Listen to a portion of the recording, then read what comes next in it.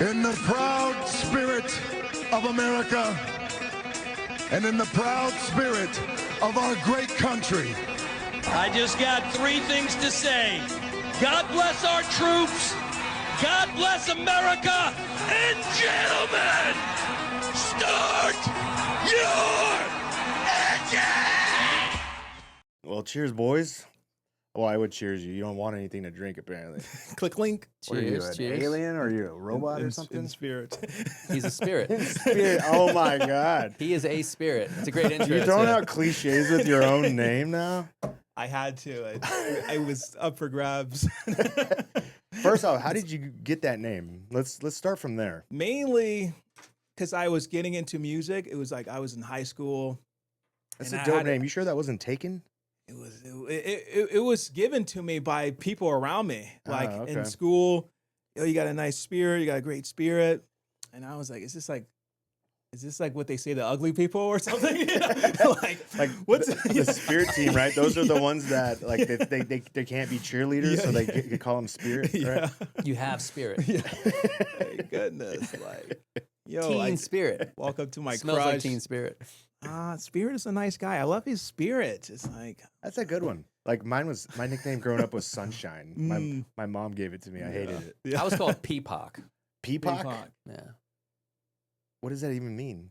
What? The first half means something. It's had many iterations. I've used the name for a lot of years, and each time it's had a different chapter of meaning Yeah, based on what I'm up to. I like it. It had a college meaning, but now it has a healing meaning. You can look up Shivambu. What does that mean? We'll just have people look it up. Shivambu? Shivambu. Getting straight into That's a it. nice ring, by the way. Well, thank you. Show the audience that. Look at that thing. Jesus Christ. I like shiny things. Mm-hmm. 33rd degree Mason. You guys got all the swag. look at all the swag. You couldn't be outdone by this decor over here. I toned down today because I wanted this is his special day. I was already here, so I'm low key today. So, real quick for the audience, thank you for being here. If this is your first time, welcome to the Shawn Johnson Podcast. We like to keep an open mind, open spirit to new ideas and new ideas. Our guests today are DPAK and Spirit. They're a very unique combination. If you watch my show all the time, you saw DPAK. He played some music, very, very inspirational stuff.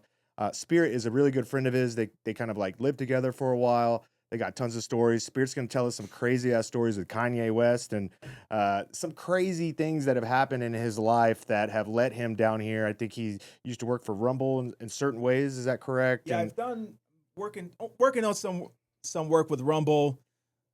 Mainly, I do music. Mainly, and editing. In editing, I run a editing agency that I later turned to a software company. Mm-hmm. We can talk about that. Yeah. And so he's doing big things. So real quick, just hit like, hit subscribe, share this, get this out to as many people as you can. We really appreciate you guys. And it's going to be a good show today. We've been looking forward to this. All three of us have been talking along with Mitch for like the last couple of weeks. And I'm telling you, stick around. It's going to be a really fun one. So let's just get in right from the beginning. Start from the beginning. What's your story, Spirit? Where are you from? And how'd you get to the point where you are today? Mm-hmm. So obviously, I have a big respect and admiration for history, and it's particularly the Renaissance period. And one of my main passions and drivers for everything I've done, music, my work I've done in media and editing, it's been to basically help restore like tradition. Because what we see now in the music industry in particular, it's a lot of degeneracy. It's like a decay of tradition. It's a decay of things that we used to have that were really great, like Mozart and classical music and those things. It's I'm not like dissing anything that's here now, but it's definitely a degrade. And I believe personally it's because we've lost that touch to that traditional values that we used to have. What about it is a degrade, like specifically? Well, for example, like the Italian Renaissance architectures in like Italy and like those beautiful buildings that, were built, centuries ago, but they're still erect today. They're still found, structurally solid. And they're still like the best buildings we've seen. Like no one's building that anymore. Mhm. And the people who built that stuff believed in God. And engraved into the buildings was a glorification of God. Mm. So my belief is that your connection with God and your spiritual connection is in direct relationship to your intelligence and your ability to create at a high level. Mm. For example, like the most famous, example of this is the pyramids. We have all this tech, all this knowledge, all this stuff. We're smart people. We're advanced. We got electric cars, but we don't know how they built the pyramids. We don't know how to even build a lot of even the Renaissance buildings today. And I believe it's because it was a very simple difference between this civilization and that period. It was just our connection with God and those traditional values. Mm-hmm. So I think through music and media and culture, we can actually create a new renaissance, as I call it, and basically create a shift to where, people in the music industry aren't filling their ears up with like how to be a gangster, or how to, sell drugs, what we're hearing in rap and all this stuff. And the clip, the streamers, the OnlyFans, it's so much just degenerate stuff. People were like taking in that history and that tradition. We would be on a higher level. Because if the aliens came down like today and they saw what we were arguing about, like, what, you guys don't know what chromosomes are? You call yourself advanced. You guys are doing this. The music that you're listening to is encouraging each other to kill each other and all this stuff. This is an advanced civilization. Right. So I think that's the fundamental things to solve right now is the link to tradition that helps people with their morality, that helps with the advancement of all things. Mm-hmm. And I believe that's going to be the new renaissance, And so are you trying to bring that in right now? Yeah, through music, architecture, and clothing. And I started this, just humbly, just like as a rapper, and I was like sampling Mozart and sampling like Bach, and in my, my room and my laptop on FL Studio. And I was like mixing rap and trap beats with like Mozart and all this stuff. And I was like, oh, this is like a new sound. So it was like my first attempt at bringing that traditional like vibe era into the nowadays, That's interesting. Yeah. And it's like, that's like one level. The next level is actually learning, how to actually write that music, how to sing that music. My Instagram username is like Spirit Raps, but I'm ashamed of it. I'm a former rapper, like a former OnlyFans model. So that's how I see it. It's so degenerate to me because of the industry of it. Like I've been like in that environment, and literally like I think it's like mind control to basically destroy the population. Wow. Like rap music and like a lot of this degenerate like songs that we're hearing. I think it's like it's used by, I don't know if it's humans per se, but it could be like, negative elements in their mind or people with just weird, twisted thinking of like, yeah, I don't want to see society at a peak Renaissance, civilization. I want to see a large portion of them slaves killing each other, selling drugs to each other, and never reach enlightenment. Did you see those tentacles in the industry when you were in there? Yeah. Like one of the main things that I noticed was, we can go really back. Like I'm from like the hood, don't let this Mozart fit fool ya. I came from gunshots every night, like I've seen the damage directly of what these songs do to people. Like it basically, this is what it does. It dehumanizes the community. And so everyone is seen as like expendable. And the way you're expended is through activities that boost your pride and your street cred. Right. And it's all about like proving you're the baddest, you're the most gangster. And you have no self-control. oh, if something happens if we have a confrontation or argument or problem, the best way to solve it is to kill each other. not to talk it out, not to come to an agreement, not to have peace. It's literally to kill each other, according to these rappers. Mm-hmm. You know? And it's like you're listening to that every day, and then you know, and a lot of these people, most people are law-abiding citizens who listen to this genre, but it definitely affects you. And people don't want to admit that, but it definitely affects you. And I'll just get even deeper. I'll get more scientific. Like there's studies of when you play classical music, you know, like to plants, like they're more healthier. When you play like Mozart, you know, to a baby or something, the IQ has a benefit to it.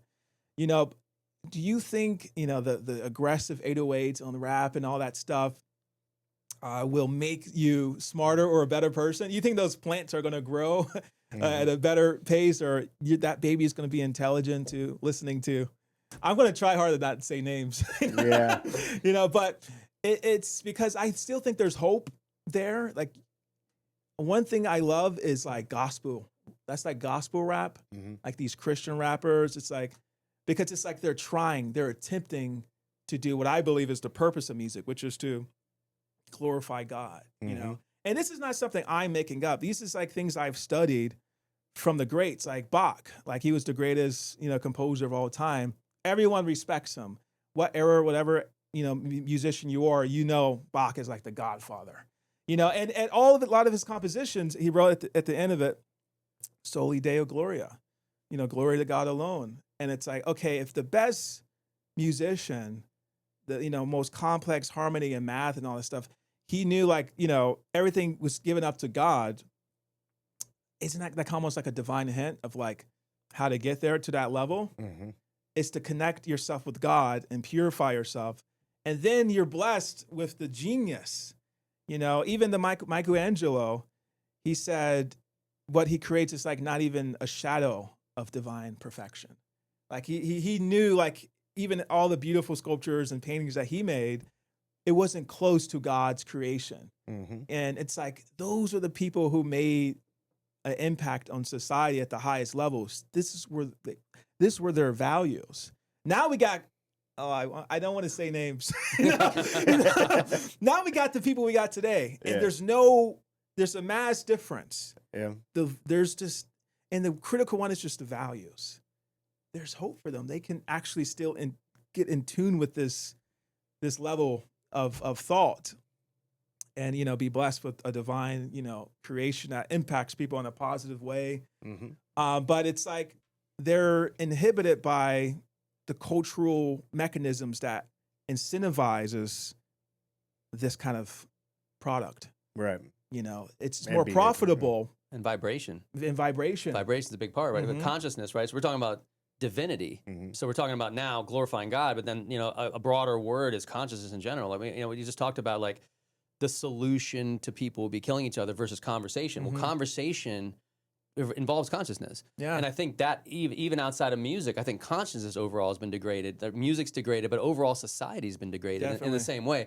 Because, you know, the average person, we can even talk about even politics. Even 20, 30 years ago, they talk about like a Republican and a Democrat could go to Thanksgiving dinner, have an argument. They might disagree, but at least they're still respecting each other, even if they disagree. And now we're at the point, consciousness-wise, where things are so polarized that, you know, everyone's seeing each other as the enemy. Oh, yeah. And once you're at that point where the other person's the enemy, there's no connection. Without connection, there isn't anything. But what is connection? Connection is divinity. Connection is consciousness. Like, how do people get connected? By seeing the God within the other person, even as a sinner, as that's in Christianity, or even as a flawed person or an imperfect person. Yeah, compassion. You just see like, oh, this person's not perfect, nor am I. And if you have that humility, like you just said with, I think it was Michelangelo, that knew that as an imperfect human, you're still striving for something that's greater, but you know that that greater thing is what humbles you, because the greater thing exists, which is God.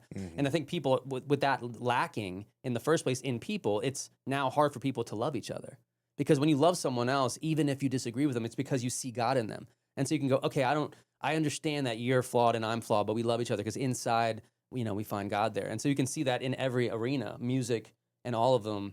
So that's where he and I are super aligned, is on how to now elevate consciousness through Yeah. whatever medium possible, Yeah. music, and then you can keep naming other things, but I think that's what brings us together is like media, music, conversation, art, fashion, education, health. All of these kind of arenas have been commandeered by forces that don't have our best interests at heart. Yeah. And we can see that as a common thread in every arena around even conversations about, a man, what is a man? What is a woman? Like these kind of conversations aren't conversations that really show a high level of consciousness right now. They show a level of intentional confusion, and confusion leaves people lost. And when you're lost, you're going to be violent.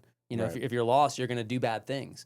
But if you have a feeling of completion, if you're found, that's what they say, like Amazing Grace, and my soul is found. There's these lyrics about finding something, but what are you finding? People are finding God. That's when you feel found. And when you're found, you're not going to be doing bad things to other people because you don't have the reason to. If you're feeling whole and complete, you're probably going to have a good day. Yeah. You're probably going to do good actions. Otherwise, if you're coming from scarcity versus abundance, if you're in scarcity consciousness, you're in fear. And if you're in fear consciousness, you're like, oh, I don't have enough. Let me take from somebody else. Let me steal. Let me murder. Let me do bad things because I need to survive versus thrive. Well, we're in survival mode all the time. We can never elevate consciously if we're stuck in survival mode, and that's where they want to keep us. Survival. Yeah. And so how did you guys meet? How did this whole thing start?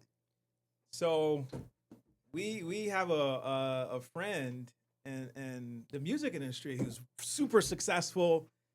And I met him from like a crazy opportunity, like I won a talent show and stuff. And then he was like just a big celebrity music artist. And he kind of took me in, I basically, moved from my hometown and I moved to one of his properties. He had like a spare property. He taught me like how to code and all this stuff, but he was like a big musician, like famous musician, like most people would like know his songs if I name dropped them or something like that. You don't want to name drop him? Yeah, he's like an undercover, he's very private. Yeah. Undercover brother. He's our best friend, but he also is at a kind of private place in his life. He's got a kid, and he's just trying to be low key. But I can respect but that. he's a really brilliant. I would say like we relate to him all because it's not just he's a Renaissance man. It was Leonardo da Vinci. I will tell you. No. But he's a Renaissance man. He's a very famous musician, but also did comedy. And then he's also an avid tennis player and a computer coder and a gardener and a farmer and all sorts of things. And these are things that I love doing all sorts of different things, like as we know from our last interview. And same thing, we're in a lot of different arenas. So we all vibed right away.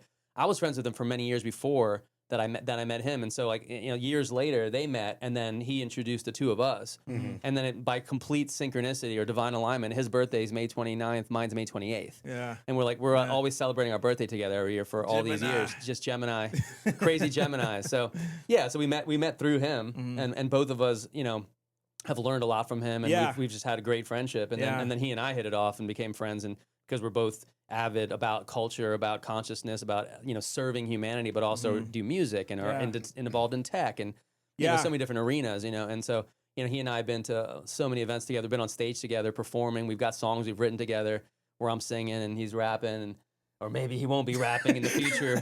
He'll be.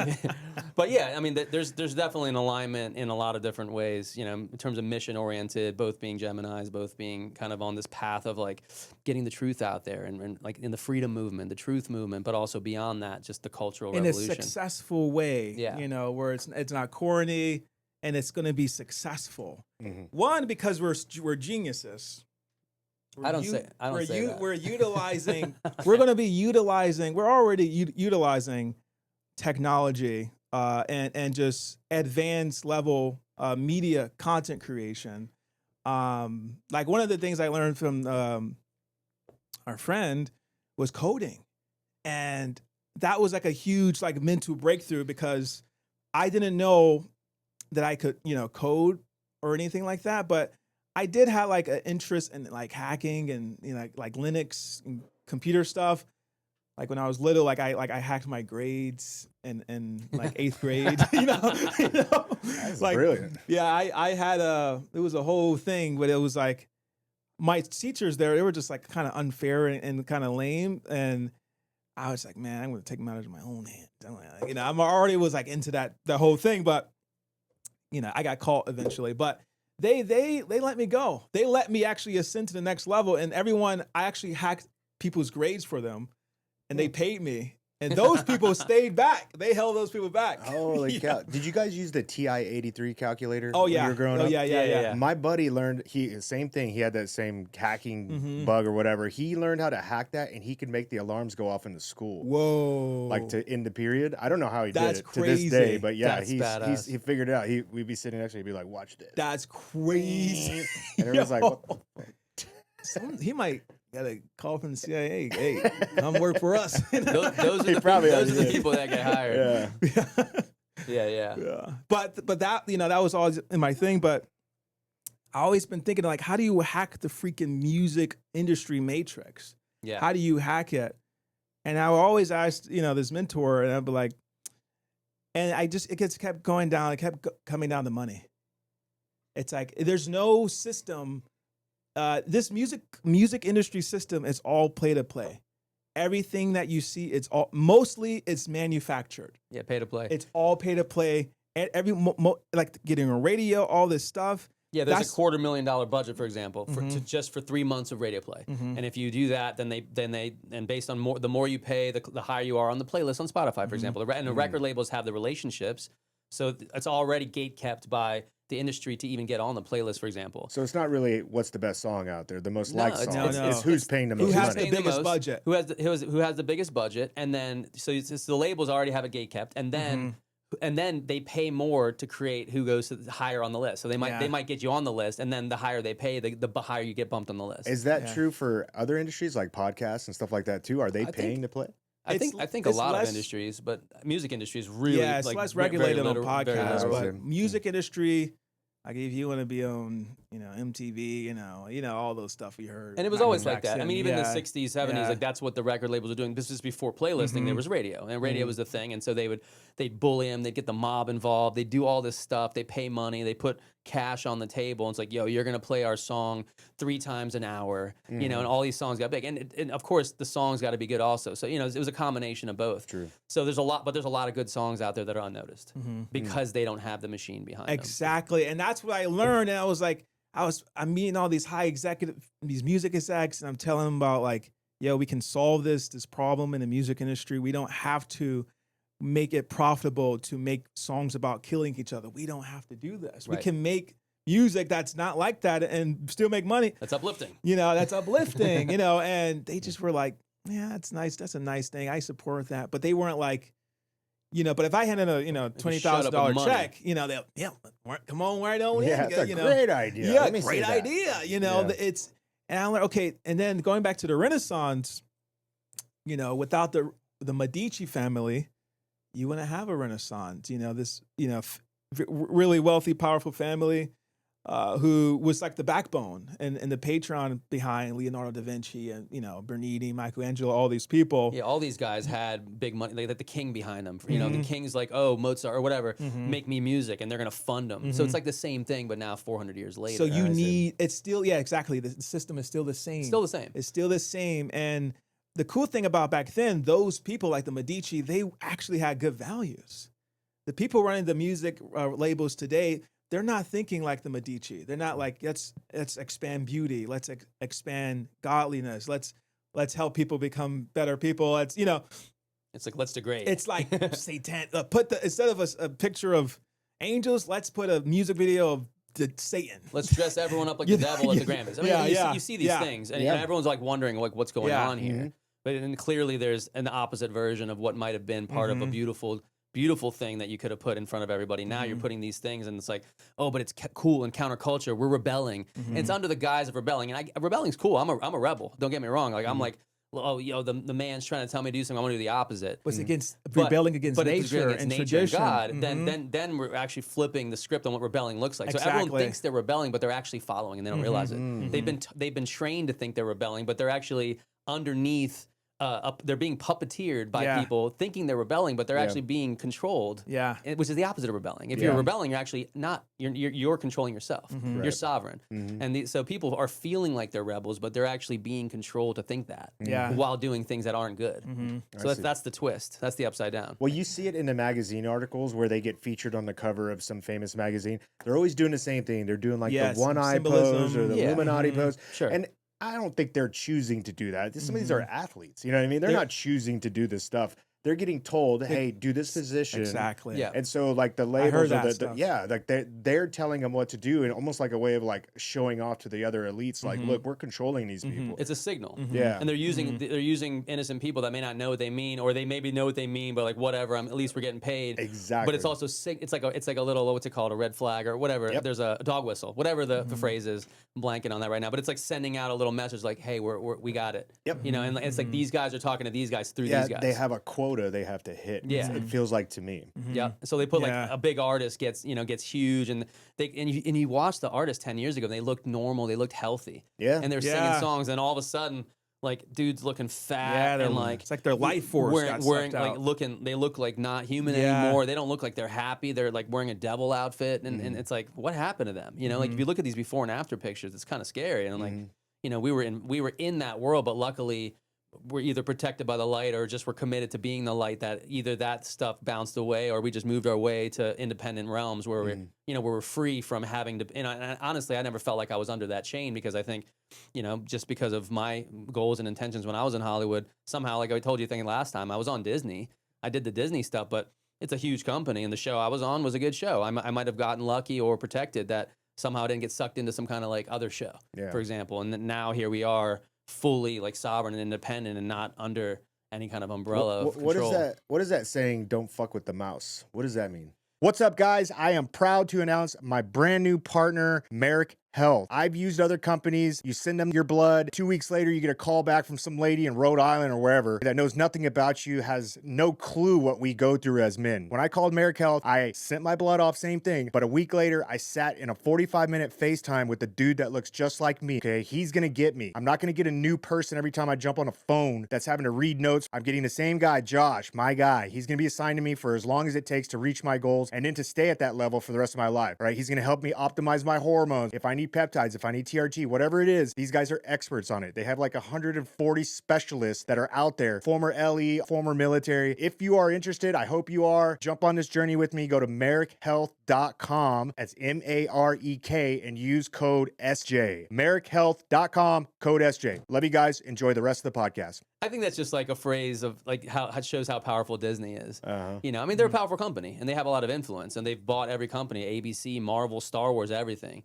So, you know, I don't know. I'm sure there's multiple ways of interpreting that phrase. And people say that when, you know, like there's a lot of people that get offered a Disney gig and they try to negotiate, because usually in a gig, you have the ability to negotiate. But, you know, with Disney, like if you negotiate, they'll be like, cool, sounds good. We got someone else in line that'll probably do the gig for free because they want that Disney credit. Right, so it's just like, don't F with them. That's one way of looking at it. But I think there's deeper ways of interpreting that. I for think sure. so. Yeah. Yeah. So where do we go from here? So you guys decided to create your own renaissance, basically, with creation and through music and art and, you know, everything. What kind of hurdles, what kind of resistance have you met, like within the industries? So the strategy, like of actually create a new renaissance. Yes, Medici, you need to become Medici status. You need capital. You need to be able to Elon Musk disrupt that motherfreaker. And you need connections. You need allies who can help you when it's go time, you know? Speaking of Elon Musk, he would be a great connection for you. Huge. He just offered Mel Gibson $100 million to do the Odyssey in the most, you know, authentic way. Historically correct way is what he said. Yeah. Bro, Elon, if you're watching this, give us $100 million. Yeah. To create a new renaissance. We invest this into architecture. Let's do Tesla. Let's create a robotics company that automates this Italian Renaissance architecture. And it's fund, you know, let's make it profitable to, you know, make music that glorifies God and doesn't glorify Satan. Let's just say, let's make music that's profitable that doesn't glorify Satan. The problem is when people hear that, they're like, oh, great, there's going to be, you know, like right, it's Christian going to be like church music or something. And there's nothing wrong with that, but if it's not your taste. Exactly. You can make it entertaining. Exactly. And cool. You can make it cool. Just don't make it satanic. Exactly. Just don't make it satanic. Yeah, I mean that's all we want. And that's my issue, because I grew up loving certain music, and I want my music to be as good as that music with a couple extra ingredients. The frequency we talked about, I can't remember if we talked about it last time, but I was mentioning it a minute ago, vibration and frequency. I mean, these Hertz frequencies do have a scientific background. I mean, they've done tests where they've measured people's heart rates, resting heart rates, blood pressure, showing the same sound, but in the standard frequencies versus other older ancient frequencies like the church bells, 432 hertz, 528 hertz, other like 917. There's all these different frequencies that were part of nature, that were built into churches and all these things. And if you put the same sounds in them, you'll show less stress, lower cortisol levels, lower blood pressure, lower heart rate. These are scientifically proven things. So that, you know, you can have the same songs that are like a big hit song, like my favorite band, like, you know, like Radiohead, Coldplay, Michael Jackson, all this great music. Now imagine taking those type of things, making them cool, like we said, new renaissance, big anthems, which is kind of that's like where I'm coming in with my stuff, is like big anthems, big sing-alongs, fill up a stadium of people, have the frequency right also, have the affirmations right, have the sound be cool. And now you've got an uplifting feeling where people are walking out of this concert feeling like, whoa, I don't know what's going on, but like my body's buzzing. I feel good. I feel connected to community. I want to hang out with these people. Maybe they can plug into Elon Musk. We create an app in a community, but have a growing community-based platform that can then also educate people on all these different things. Because now people are getting into the music. They can meet each other. They can get healthy together. They can do cool things like, you know, like Diplo. Like he does his inspiring things where he gets everyone to meet and go running, and then he does a concert at the end. Like that's a positive way to take the music industry. And he's done a lot of positive stuff. He goes to Burning Man, he goes to all these events, but you know, he's just like, hey, let's all go running together. Let's have a sober dance party. And they'll all go run like a half a marathon. And then at the end of it, he jumps on stage and it's like 20,000 people. And now he's DJing for the audience. That's a great way to start a morning. That's dope. So imagine those kind of things in pockets happening everywhere on a mass scale. You got a cultural revolution of people getting healthy, listening to music, eating healthier, you know, like listening to better, watching better media, music, all food, all these. There's so many arenas of life that have been commandeered, like the food industries, big pharma, big food, all these kind of all these agriculture, all these industries can be enhanced by the people creating a new movement. And I think that's what a lot of this stuff can do. It can feed into a movement of people together, just making better choices on every arena. Like there's all the things that we do in a day. We all eat food. We all listen to music. We all drive in our cars. Like imagine every arena of our life just being up leveled. Why not? Yeah. Why not? So tell me what happened with Kanye. So let's get straight to business. All right. What everybody came for. Let's go. So I feel like this is gonna lead into so much more. That's why I want to address it, because this is gonna open doors to a lot more conversations. And so this is perfect timing because connections, right? In my head, I'm like, okay, it's time to create a new renaissance. How do you do it? You need capital, you need connections. Okay, you need allies. Okay, who's an ally in the music industry who's already going against the satanic industry? Ye! Formerly known as Kanye West. He's now known as Ye. And I saw what he was doing. He was creating gospel music. He released the album Jesus is King. One of my favorite albums. He blew up with the song Jesus Walks. Amazing song. Like he always wanted to glorify God and do that and within the music industry. And I really resonated with that. I was like, wow, this is the only guy in the music industry who's going against the satanic machine. I need to connect with this guy and have an alliance, to, increase the chances of winning, And so I started figuring out, okay, I have skills, I have talents, but everyone can rap. Everyone can make a song. Hey, Ye, check out this cool verse. What I have that's different is I have my ability to code and create apps. So one thing I saw a need for Ye, he still needs this, is a streaming platform for his concerts. He has huge concerts, especially now. Like we're seeing it, he's breaking records.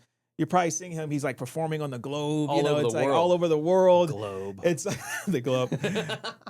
We're getting into flat Earth theory later. I didn't say it. I just said globe with a condescending tone. Give them some context. No meaning here. So anyway, he's performing on a globe. He's performing on globes. For the globalists. He's on top of the world, top of the globe, and he's selling out shows. But he's not live streaming any of this. He's selling out shows physically, but he's leaving a lot of impact and influence and revenue on the table because he's not creating that digital PPV layer. So I created an app called Yeezy.live. It was a streaming platform specifically for Ye. I recorded a video myself, said, hey, Ye, I built this product for you. Everybody share this and get it to him. And I'll see you soon, Ye. And then I posted this on Twitter. It got a lot of views. People start knowing about it. I start live streaming on the platform. And every stream was like a promotion for the actual app to get it to Ye. And basically, it got to one of Ye's people, Digital Nas was one of his producers. And Digital Nas calls me. He was like, yo, I showed Ye your website. He loves it. He says, keep building. And, I'm like, okay, I'm pumped. I'm like, okay, this is, the new Renaissance plan, phase 1, and it's working. Okay, keep going, and then I'm building it. I'm continuously growing. And then I start getting some haters. Now I know I'm making it, because it's like, that's what they say. At least that's what my friend said as advice. Like, yeah, ignore the haters. That's a sign that you're doing something. Totally. I started getting people on Twitter attacking my app, and people who like wanted to build something like Easy.live, but couldn't, and they were jealous of me. They started they hacked my you got hacked, right? They hacked me. Yeah, I remember. They hacked my emails. They started sending me like weird anonymous threats and stuff. They sent an actual mail in my wife's and her mother's mailbox. And it had my address on it, and it had her address on it. And at the bottom it said, "We are watching you both." There it is right there. And so it like heavily escalated. So it's like this whole thing that started out with a goodwill just to help Ye. There it is, right there. Did you crumple that up? Yeah. Throw it in the trash? It was basically crumbled up and put into their mailbox. Oh, they crumbled it up and put it in your mailbox. And then it was put into my wife's and her mother's mailbox. And I blurred out like my address and their address. But at the bottom it says, "We are watching you both." So I'm like, okay, this is getting serious. I got too close to the sun, And did you have any idea who I had doing no this? idea, but the only thing I did think about was the guy who initially attacked my website. And it was this guy, now I'll say this guy's name, this guy named Augur, who is a streamer, and he's like a Ye content creator, and he created a site called YeezyStream.com. And it was like similar to Yeezy.live, but it didn't really work. Like he didn't know how to code, So he was just kind of like jealous of my app, and he just kind of like just wrote like hit pieces on X, like, yo, this guy is trying to make money off Ye's name and all this stuff. And I'm like, yo, it was crazy because I had connected with that guy prior and was like, yo, we should collaborate. We shouldn't have to compete. It was like a kind gesture from me, because it's like, I don't really need to do that. But I calculate, oh, that person's definitely not going to like this. Let's create an alliance. Right. We don't have to go to war. Let's build. Maybe he does have something could add to this. He snaked me. He snaked me, and he started writing hit pieces on Easy.live, and everything escalated. And I'm getting this email, this text from my wife saying, "Yo, we found this in our mailbox." I'm like, "Yo, is this that serious? Did I like do something did I interrupt like an intelligence operation?" Yeah, we're talking about streaming, a stream platform music. Yeah, and it shouldn't be that serious. Yeah, it's not like some CIA. It's not like some CIA thing. It's like we're talking about music and live streaming. Yeah, like making tech being a nerd. Yeah, being all positive. Yeah, stuff. solving problems. And then you start seeing the ego coming into play. We talked about earlier, coming from scarcity, coming from all that stuff. That's the dark side of humanity. Exactly. Is even something that's good being interrupted by darkness. Exactly. Nikola Tesla literally said, like, if I knew the humiliation, the insult, and like, he was basically at the end of his life, like, I contributed so much to the world, and what I got was just humiliation and insults and persecution. Oh yeah, and his work was destroyed. Yeah, his work was destroyed. I mean, it was like, for doing only good things. And so were these attacks, were they coming from Yeezy's outer perimeter, like the people that are kind of like they were like using him already? Yeah, there were people who weren't even really insiders, like that I know of. These people, we actually at that point I said, okay, it's getting too crazy. We got to file a police report. They actually found the guy, and I'll say his name too. His name was Matthew Rife. I need the internet's help on this, because 2 months later, after they discovered who it was, they said he died in prison of a heart attack during interrogation, which is strange. Which is strange. The guy died. The guy died that they caught, and one of the things in the details they told me was like they did discover Matthew Rife and Augur, the streamer guy, knew each other.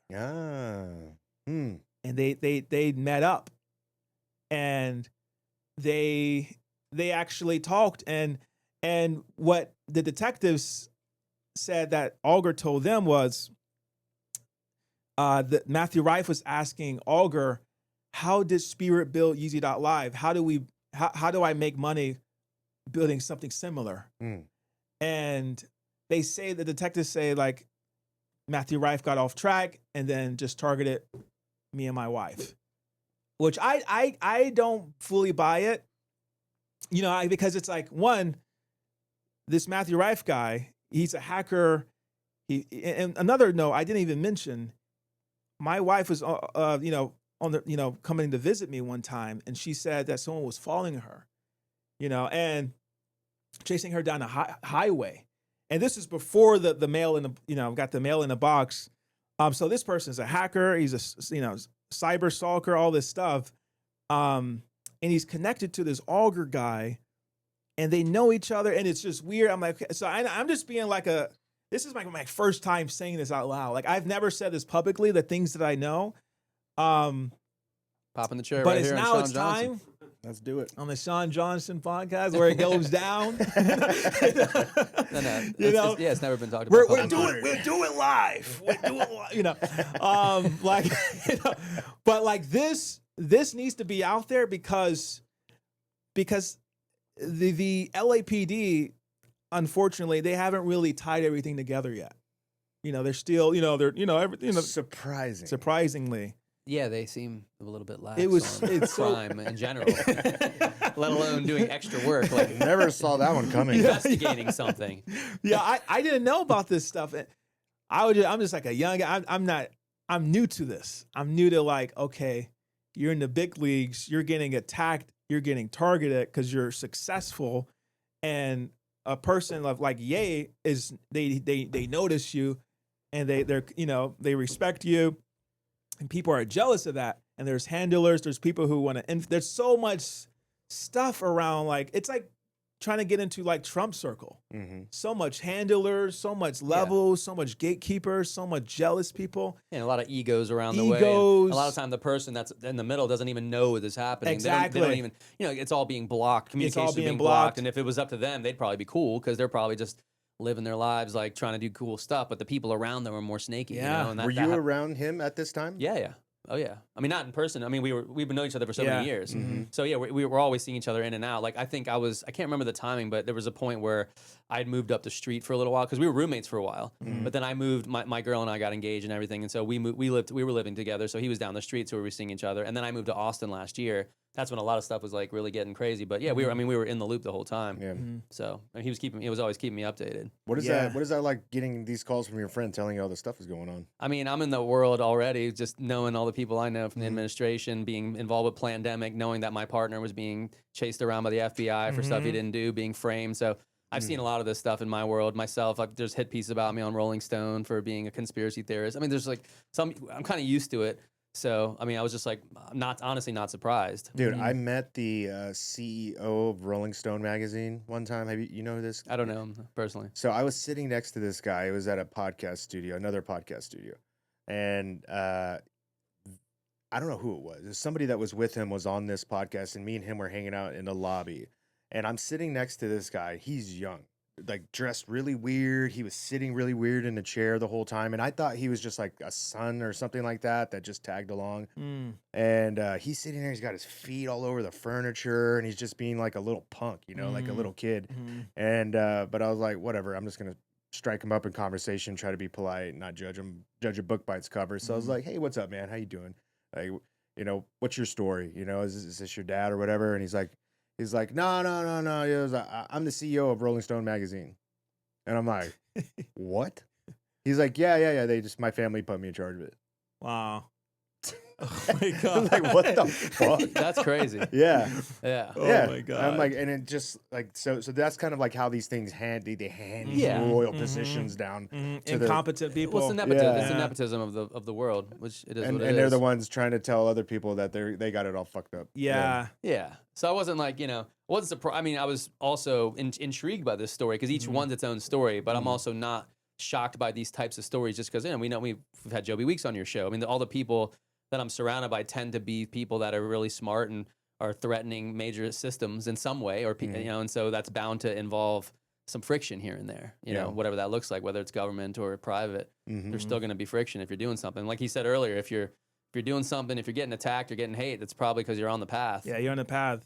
You're on the path. It's a rough path, though. Yeah, it's because it's not meant for everybody. It's not for everybody. It's not meant for everybody. You gotta be spiritual. Yeah. You gotta believe in God if you want to do something good. Otherwise, because a lot of people that rise up that fall into the dark side, and there's a lot of people that rise up that don't, and so it's like the spiritual strength is really key. The higher up you get in success and in expansion and awareness, the more grounded and connected you got to be. Otherwise, you'll get easily knocked down because the turbulence gets higher the higher you go. Let's put it that way. Look at Alex Jones. Sure. Well, yeah, same kind of thing.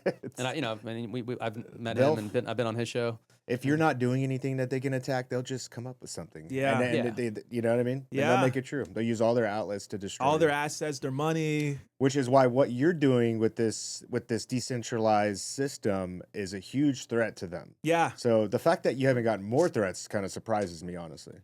We'll see what happens next. Because you have that's it, right? You have a decentralized platform where they do direct sales, basically like their own sponsorships or their own white label type sales, right? Or how are the creators going to make money with the decentralized system where they're listening to music and stuff like that? Well, for Yeezy.live, it was mainly just It was mainly just like cancer-proof cloud for streaming without the pressure or the overlooming fear of like, oh, if I say this about the industry, I won't get banned, kind of thing. Well, the context of that too is like a lot of people have gone on to talk about various subjects on various platforms, like YouTube, for example, and they've been demonetized or censored. I'm sure you understand that. So the whole platform was designed for Ye. Protects that. So the whole platform was designed for Ye. So you can say whatever the fuck you want, and you can still stream on this. And still make money. No one can shut your money down. I see. Okay. You know, and that was like my main like goal and gift. As like to solidify the Renaissance Alliance, just like people even building stuff not on AWS, like those kind of servers. AWS. Even if you're on some of these, even if you have a private thing, if it still has that one weak link, that bottleneck, they still can shut something down. So that's why people are building things outside of those, so they're fully bulletproof. And Yeezy.live initially it was built on AWS for the streaming component, but I have connects to Rumble. Do my editing agency, because I have a editing agency that I run called clipbait.ai, which is like a short form content agency where we take people's podcasts like this and we just clip it up to like viral shorts and TikToks. And I did a huge, a lot of stuff with Russell Brand, who's like a big Rumble creator. And so I had a in that Rumble, and they have a cloud infrastructure that's, that they own. And they were releasing it out to the public, like Amazon. And I was like, this is it. This is how I can bring a cancer-proof infrastructure to Ye. And so I brought that technology over, and Rumble, the devs there, they agreed to it. And it was all about just getting it to Ye, and getting the sign off. But like I said, all the process, all this turbulence, all these people trying to stop, all these gatekeepers, these haters, and eventually it escalated to like investigations and all this stuff. It was a point where I said, my wife's mother, she's like, everything was normal before, before we met you. I don't know if we're ready for this kind of stuff. And I'm like, and I just said simply, if you're standing for anything good in life, like you're going to meet with the opposition, and it's going to be the opposite of good.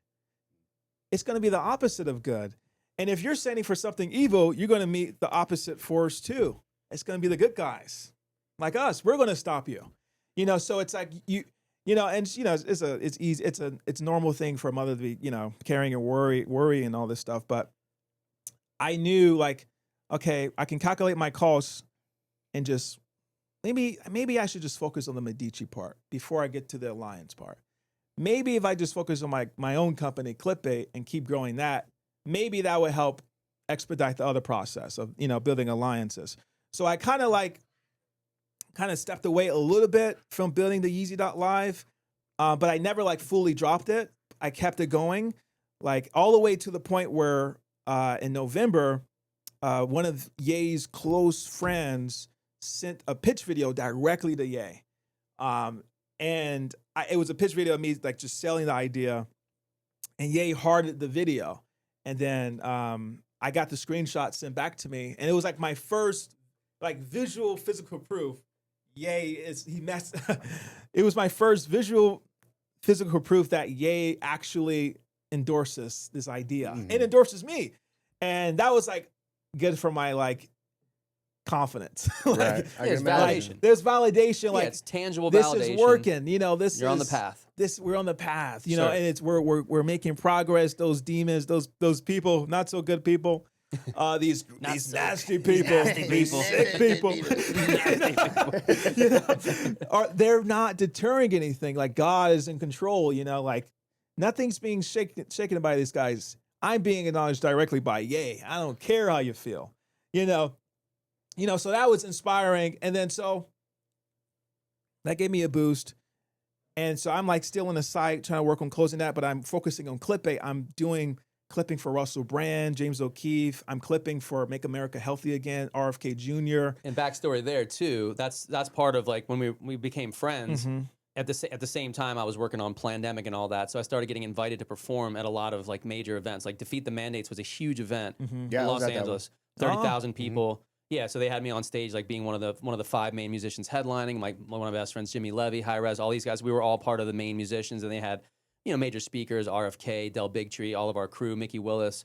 And so I brought him with me to that from our friend's house, our mutual friend's house we were living with in Malibu. And we went down to that, and because he was already deeply passionate about this scene, I was like, and I'm already well embedded in this scene. So we went together, and I knew that he, just knowing his personality, that he would vibe immediately and just be on the level with all these people. So he met so many people that day, and together that strengthened our alliance too, because it's like the more, we're lifting each other up, and it just kept on expanding from there because, we both became mutual friends with Russell Brand, James O'Keefe, all these people in parallel over the years. Like, James O'Keefe was just at my house recently. We're recording a song. He was hanging out with both of us. We had breakfast, stayed at my place for a few days. And so that all led into all that. And so all of a sudden now he's the marketing guy for all these people because I'm doing the music and performing and doing all these events with Maha, which is Russell Brand's on there. I'm on there, all these people doing these kind of events. Rob Schneider, we're all on tour doing that.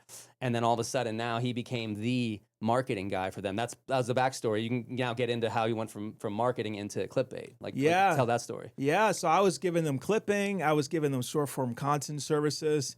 And I'm like, okay, I'm expanding the company. And I'm learning so much as an entrepreneur. I'm like, oh, I got to build systems now because I'm the bottleneck of all these, positions in my company. So I started creating SOPs, like standard operating procedures.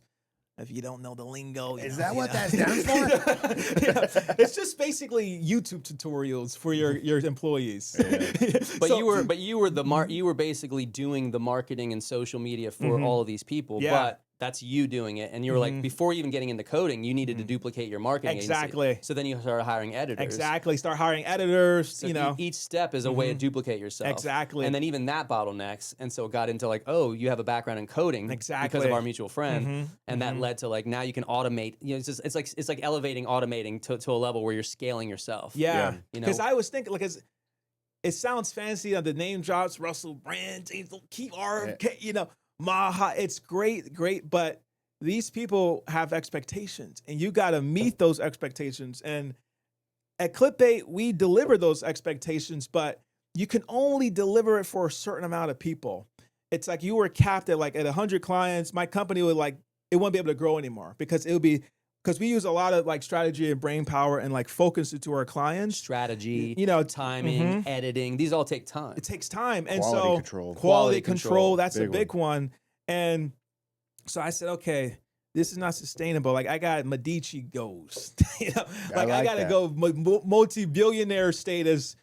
You can only scale an agency to probably maybe max 20 million a year or something like that, max. If your system is this SOP, human to human, maybe there's a better way, I don't know. But what I know from tech, Zuckerberg made Facebook. It has billions of users. YouTube, billions of users. They're billionaires. They're multi-billionaires. Right. So you need to create a system. If you want to be Medici status, billionaire status, according to my understanding, you have to build a product that changes the lives of billions of people in a good way. And so I was like, okay, Well, AI is fitting into that model right now. Exactly. YouTube owns the audience, right? Instagram, Facebook, they own the algorithm, right? And then TikTok owns the discovery. Yeah. So AI is now integrated into all three of these, which is very interesting. Yeah. Because it's taking all of the three facets and bottlenecking them in through AI. This is going to get really fucking interesting over the next few years. We're just seeing the beginning of this. AI is like and this the conversation can go so many places right now. When you talk about AI created content and who owns that, there's lawsuits all over the board right now. Music industry. Yeah. There's lawsuits galore. Well, that's the other thing. So you have, we were talking about it earlier at dinner, you have the creators who are making this music, and then you have AI agents that are using that music, using bootleg copies of that music to train their AI models, and now getting sued for it. And so it's like right now we're in a very serious situation where we talked about, I talked about it earlier, but 20 years from now, they're going to look back at all the creators and all the stuff that these AI agents are using to train on. And as we just gave it away for free, where in the future, everything that's out there that an AI agent is learning from, that creator, the actual human, will actually get paid for it. So I'm curious, both of your thoughts, because you both create music and you create art, but you're also integrating AI in with it. How does that flow? And how do you make sense of that in an industry where they're at war with each other right now? Yeah, I mean, my first instinct answer would be that if we understand that what is the part the human is meant to do. And I think the human part is the ideas, the creation, the divinity, the vision. And if we start integrating AI, then we realize AI can be the tool to empower us, to give us more time, more energy, to focus on the more human parts. Like a lot of humans, we might do some mundane tasks, everyone's concerned about all the jobs that are going to be lost from AI. Sure. That happens with every technology, from the material age, from the 1920s, Industrial Revolution, every single time new inventions happen in tech, a bunch of things change, society changes, and humans shift. So this is just another one of those major quantum leaps, quantum shifts in how society is going to look. And so a lot of tasks that humans are going to be losing the ability to do are also tasks. If you really asked honestly, do they really love doing those? Probably not. Like doing some just cleaning something or whatever it might be. Those are tasks that. Wouldn't it be great if there was more free time to do something that we were more passionate about, like being in nature, taking care of our kids, creating something? And so, like for me, I look at AI as this empowerment tool to help free me up to focus on the more important human idea. Like, what's my vision for this album? That's not going to come from the AI. It might take data from people like me and come up with a concept, but it's not something it created from the heart. It created it from a series of algorithms and calculations of what the heart might be, but not the actual heart. And so that's what I'm seeing is like, oh, I'm suddenly now I'm feeling stronger in my ability to be able to give more to the world because of using AI as a tool to enhance my productivity, to now focus on being a visionary, being on stage. Like, it's not going to go on stage for me. I'm going to be able to go on tour a lot more because I'll have a lot more time to focus on my live show and practice my live show because I'm not sitting there doing like 19 hours of admin and stuff and a bunch of certain aspects of production that I don't really like doing. Like, then I don't have the budget right now to say hire some $50,000 song producer.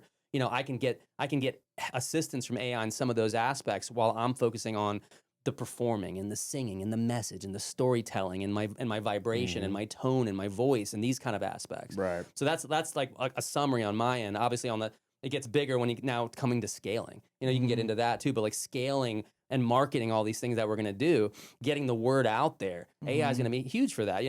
That's the part I don't like. A lot of musicians don't like this. Like, we just want to like make the music, but then, they always say, focus on, put 90% of your energy and budget into the marketing, and 10% into the creation. But wouldn't it be amazing if you actually could focus more on the creation, and while that 90% is actually being covered by something outside of yourself, which is where automation, coding, creating apps, like taking when he and I sit there all day, everything we talk about, we always are thinking about, how can we automate that? How can we automate that? Because that's another thing that would be better to be working for you. If there's clippers out there and there's an AI software like the one he created, he's a tech wizard right here. He coded the thing, like he just said with his other story, to duplicate himself so that there wasn't a bottleneck anymore. Because he's sitting there like trying to do all this stuff and edit, and all these editors he's hiring to do Russell Brand and James O'Keefe and all these things, but now he automated those, which gives him now more time to sit here and talk about visionary Medici stuff, because now he's got the machines that he coded his brain into. So it wasn't like it wasn't inorganic. It was still organically created because he took the thing that he was doing, which is taste. Right. You know, taste is a skill you can't train AI. Exactly. We have taste. Exactly. I have the taste to pick the music I like. He had the taste to pick what's a viral clip. That's his whole thing. Is like, you know, like anyone can edit. Like there's this company called Opus out there which edits stuff, but it's not a taste. Boo! Well, clickbait. Boo, Opus! Well, that's what I was gonna say. Clickbait is the taste version of Opus. It's like it's what Opus can't do. Opus can maybe give you some clips or whatever, but he has the ability to know what a viral clip actually is. Why is it viral? Because it's tasty. Yeah. And so he coded tastiness into clickbait in order to now scale tastiness, and that's what is important. You know, and that's where we're looking at AI being. For creators like us, AI becomes the way to now take the thing that we already have, which is the vision, and be able to automate aspects of that to have more time for more vision. Yeah. Right. What are your thoughts on this merging of all of this? I see what I'm just focused on with AI. I see it's like, it's money. It's so much money to be made right now with AI. Like if you're a musician, you should be focused on put the music to the side just for a little bit and figure out how to make money with this stuff. PG. Let's keep it PG. Keep it. You know, you need to put the music down a little bit. Figure out how to be Medici, and then Patreon yourself, because the AI ability to like code things right now is crazy. Like I learned how to code manually, and that was the ordeal. I looked up YouTube videos that were like 3 hours long and stuff, but now I haven't touched like the manual coding in like months. You know, the AI is coding for me, Claude. So if you're a musician, my advice, and anyone in the art space, like what DPAK was saying, you need to take your genius, anything that you do that solves a problem, and automate it, and then serve it to people and market it. Because it's just like music in the past till this day, and even more so today, because more people can make music, has been uploaded en masse daily. There's thousands of songs being uploaded every day. Might be more than that. More than that. Like some millions. And there's only like a tiny percentage that actually get over 1,000 streams. Now with AI, apps are going to be the new thing that anyone can make, like a song. And so there's going to be thousands of apps and I think it's already happening, being uploaded to the App Store and the interweb.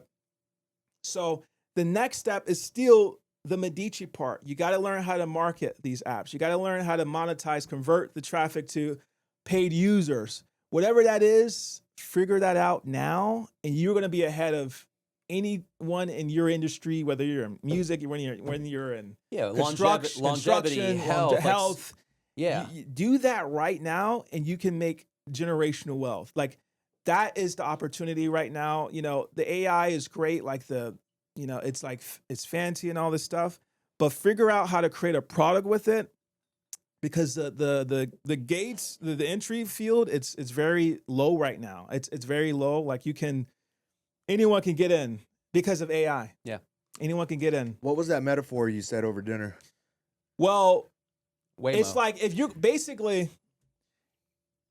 you're not using AI, it's like not having a gun, and you're like the Native Americans and the Pilgrims are coming and they got the guns. Like you're going to be destroyed. Or in Japan with the samurai. Yeah, because you're stuck on traditional thinking. Exactly. Yeah. With this, this certain tech piece, I would just say outdated thinking, because traditional thinking sometimes is the right thinking. Like for sure. It's as far as like simplicity's sake, like traditionally, I think like Mozart and all, I think those people would almost be better coders than us, because they had better, mathematics and better, systems of thinking and the vision. Yeah. But the archaic methods of doing things manually and all this stuff, that's old. Do you see a time where, how long is there an expiration date on when royalties ever stop on who owns the rights to certain music? Right? That's a big conversation right now. Because you keep talking about Beethoven and Mozart, all these guys. Yeah, it's like, Who owns the rights to their music? Yeah, it's public A lot of domain. this stuff's public domain because Right. there's a 70-year expiration. no one's on, said- Is that what it is? Mm-hmm. 70 years? So think- that's I think across the board for all something. music? I'm not. There's different numbers for different things. I believe 70 years is a number. I don't want to be inaccurate, but I know that there's a certain time around that older stuff becomes public domain unless someone in the family keeps renewing the copyright, which is what is where things are. And a lot of people they don't do it, or their kids don't do it. Or Yeah, they Mozart forget. didn't have any heirs. They didn't Surviving lineage. Right. So they usually try to teach people in these industries. Like I was taught, like make sure you remember and pass it on to have your IP, updated for the copyrights. Oh, that's right. And if that's Yeah, not that's not done, it becomes public domain, which means anyone can use it. And that's the case where some of these big songs, I think there's even a Jackson 5 song from back in the day that the copyright's loose on that one. And so if somebody buys that after it expires, they now own that? No, I think it's just because it's public domain, anyone can now use it and not get sued, for example. So we can sample it or make a remake of it or cover it or whatever, not have to deal with all the stuff that you have to do normally to get a sync license or mechanical royalties, stuff like that. Is it 70? Let's see this right here. Because there's different ones. There's poetry, there's books, there's a bunch of different rules. Yeah, what is this for here for published work? So in the United States, the expiration date for the public domain depends on when a work was published. General works published before 1931 are now in the public domain. Works created after 1978 last for the author's life plus 70 years. So it's 70 years, yeah. So 70 years after the creator dies, basically. And sound recordings follow separate fixed timelines.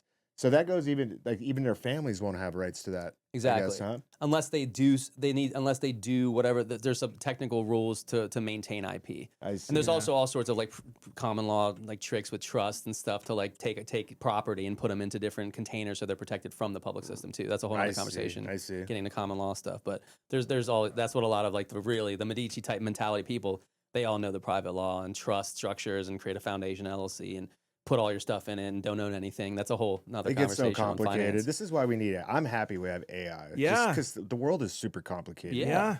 Unless you're surrounded by the right people in your life that can help you with a lot even just sounding boards for you to work through these complicated things, like you're screwed. Dude. Yeah. And so I can understand how a lot of these young artists, especially young rappers that come from the hood, like they don't fucking know a thing. And they're just getting throttled. They're just getting taken to the cleaners. The labels, they see that. They look down on you. Yeah. Like, oh, he doesn't know.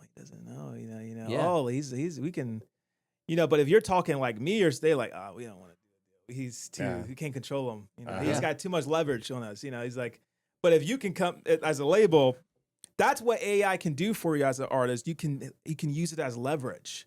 You actually have leverage, for the first time. You don't need the label. You want, I can have AI market my music. I don't need to, sell my rights to you guys, Yeah, because when you sell your rights, you're selling a piece of something. Yeah. And it's not just IP, it's creative control, it's messaging, it's the freedom to put the music where you want or to do or say certain things or even parts of your persona and your likeness. Like some of these deals, like these 360 deals you aren't. can't even say like Jesus Christ or you can't say God. There's rules against all this What stuff. are these 360 deals? What is that? They're all different. A 360 deal, that just means that you're signing a deal not just for the music but every aspect of your life too. So if you make a product or or anything like that, then all of that, because and it makes sense. I understand the logic behind it. It's because they helped you get famous, so now you're a brand. So now if you make something else, you're making money on that. They know that's going to happen to a lot of big people. They're going to start a fashion line or perfume. So they want to have a piece of that. And so that's the whole deal, is just learning what these record contracts look like.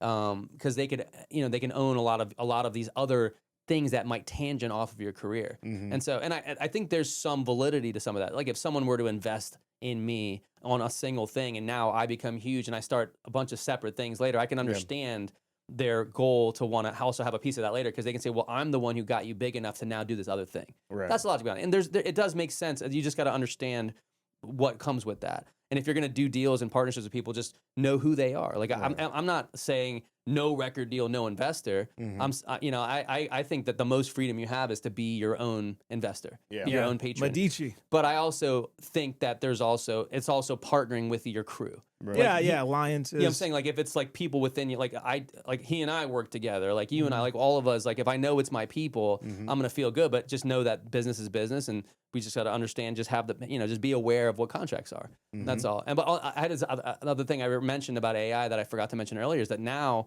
because of AI, like I've spent years in the music industry producing songs, spending lots of money, working with producers, mixing engineers, all this kind of stuff. And a big piece is making music videos. And that's a huge budget because you got to do this and you got to get a set and you got to do the right lighting. Otherwise, it's going to look kind of weak. And in the recent time, because of AI, and I'm going to talk about this more because I got a music video coming out, I was able to do a combination of using the resources I have, which is, amazing. I have an amazing camera crew, Mickey Willis, Elevate Films. We've got a piece of that. So we're able to get really high quality content and footage, as well as, I've always had really good storytelling ideas that I love to tell, but it takes something. There's a bottleneck is always, like he said earlier, funding. It's like, oh, I want to make this amazing video and I want it to look like this and I want it to look like that, but that's going to take this much budget and this many people. And I need like a whole crowd of people. I got to hire extras and all this. And it could cost like, I made a music video like 10 years ago. It was like it cost like $500,000 to make, it was luckily I had the resources and relationships to do it. But now with AI, I can be the director I've always been, do the stories, tell the stories I've always wanted to tell. But with the skills of AI, which I've been learning heavily, I can now execute a lot of pieces of that story that I may not have had the resources or the time or the budgets or the ability to hire the people to do, and have them look cinematic and amazing and still have it look tasty. Because at the end of the day, there's a lot of cheesy AI videos out there. Yeah. But that's up to the person making them. Like I made sure that this is going to look as strong as possible. It'll be out probably in the next week or two for Together We Rise, that song that I released, that went #1 on Pop iTunes a couple weeks ago. Now I have a video for it that I was able to do because of AI, and that was the bottleneck, was production and budget. You guys follow JP Sears? He's a good friend of mine. Yeah, he's part of our crew. Yeah, I've done clips with him. Did you see the video he put out today? Yeah. I didn't see today's now. Oh, Mitch, you got to play some of that. JP, what's up? Yeah, I'll send him a clip. I'll send him a clip from this. Shout out to JP. He's a homie. He lives not too far. Yeah, he's part of our Pandemic crew. Yeah, he's a friend. He's been on the podcast. Oh, awesome. Yeah, he's part of our Mickey Willis circle. But it's super funny because he does everything as satire, sarcasm style. Yeah, like opposite. And it's all about AI integrating into everybody's life, and we could take a little break, like a piss break, while he's playing this. But in one of them, he's talking about, oh yeah, AI, it's made my life so much easier. And the guy's like, oh yeah, how many hours do you spend on AI, on your phone or whatever? He's like, like 12 to 14 hours. And he's like, how many hours did you spend before AI? He's like 8 or less. Totally. So it's almost gave us too much production. Totally. We can't stop working. Yeah. Oh no, I mean I'm on it all the time. But I was on my computer the same number of hours before. The amount I get done is more. Exactly. My timing hasn't changed. My productivity's increased. Exactly. Yeah. So play this. We'll take a little bathroom break while this plays. On how to use AI Perfect to time for generate an courses. Then I used AI to generate Instagram ads for my course. And I created a multi-agent system to run the ads, fulfill the orders, and run customer service. And I used AI to write a book as my top of funnel offering. I'm a published author now. Okay, what's your book about? I don't know. AI wrote it. I put my heart and soul into delivering value to people. My businesses. AI's the future. You know that, right? Yeah, I'm a bit of an AI expert. Do you use ChatGPT? What are you, 12? Chat's only good for your daily driver code and quick research. Claude is so much better for marketing copy. And Grok is chaos vibes, but great for image generation and for creating porn of your favorite celebrities. And you're gonna wanna use Gemini for your multi-model work. And you gotta go with Midjourney for your final visuals. And Perplexity for generating your grocery list. Some people are so resistant to AI, they refuse to use it for everything that it can be used for, which is everything. They're just gonna get left behind. What are you, out there walking with your kids, loser? Leveraging AI is a time saver. You're a fool if you don't use it. I use it for everything. All day, every day, I'm deploying autonomous agents, building large language models, automating workflows. How much time per day do you spend using AI? Like 12, 14 hours. How many hours a day were you working before AI? 8. Maybe less. I really can't say enough about how much time you save by using AI. You gotta use AI in your business. Shout For out, what brother specifically? JP. Well, it doesn't matter. You just gotta use it. Here's how I'm positioning myself online. I got rich before AI, but if I was gonna use AI to get rich, here's how I would use it. And I'll teach you how you can too. Hey, do you know about large language models? You know about them? So I built a marriage bot. I had to analyze 300,000 marriages to generate a pain-pleasure graph to tell me if I should get married or not. Shawn Johnson. I'm never getting married. Spirit. AI helped me make that choice. So I'll probably What's up, never JP? touch a Shout woman out. again, You're being shouted out. or for the first time. This is so agentic. It's actually a bit of a turn on. All right, that's good. He's the best. I'm literally that. I'm that character. Me too. Me too now. You made me that. He's so good. He always nails it at the right time. I really love that. Catching dude. up fast. So, Spirit, I want to go back to the story because we didn't get to finish. You were telling a story about your wife, and we Yeah. didn't really get to finish it. I know some serious stuff happened Yeah. with her. Crazy stuff. So I think you were about to mention Novo. in the month of November, I'm focused on away from the Yeezy.live, put that on the burner, grinding on my company, scaling it, building an app. And then I'm also I'm helping Russell, I'm helping James, but I also, I help my wife and her mother create a weight loss company because, they help women lose weight.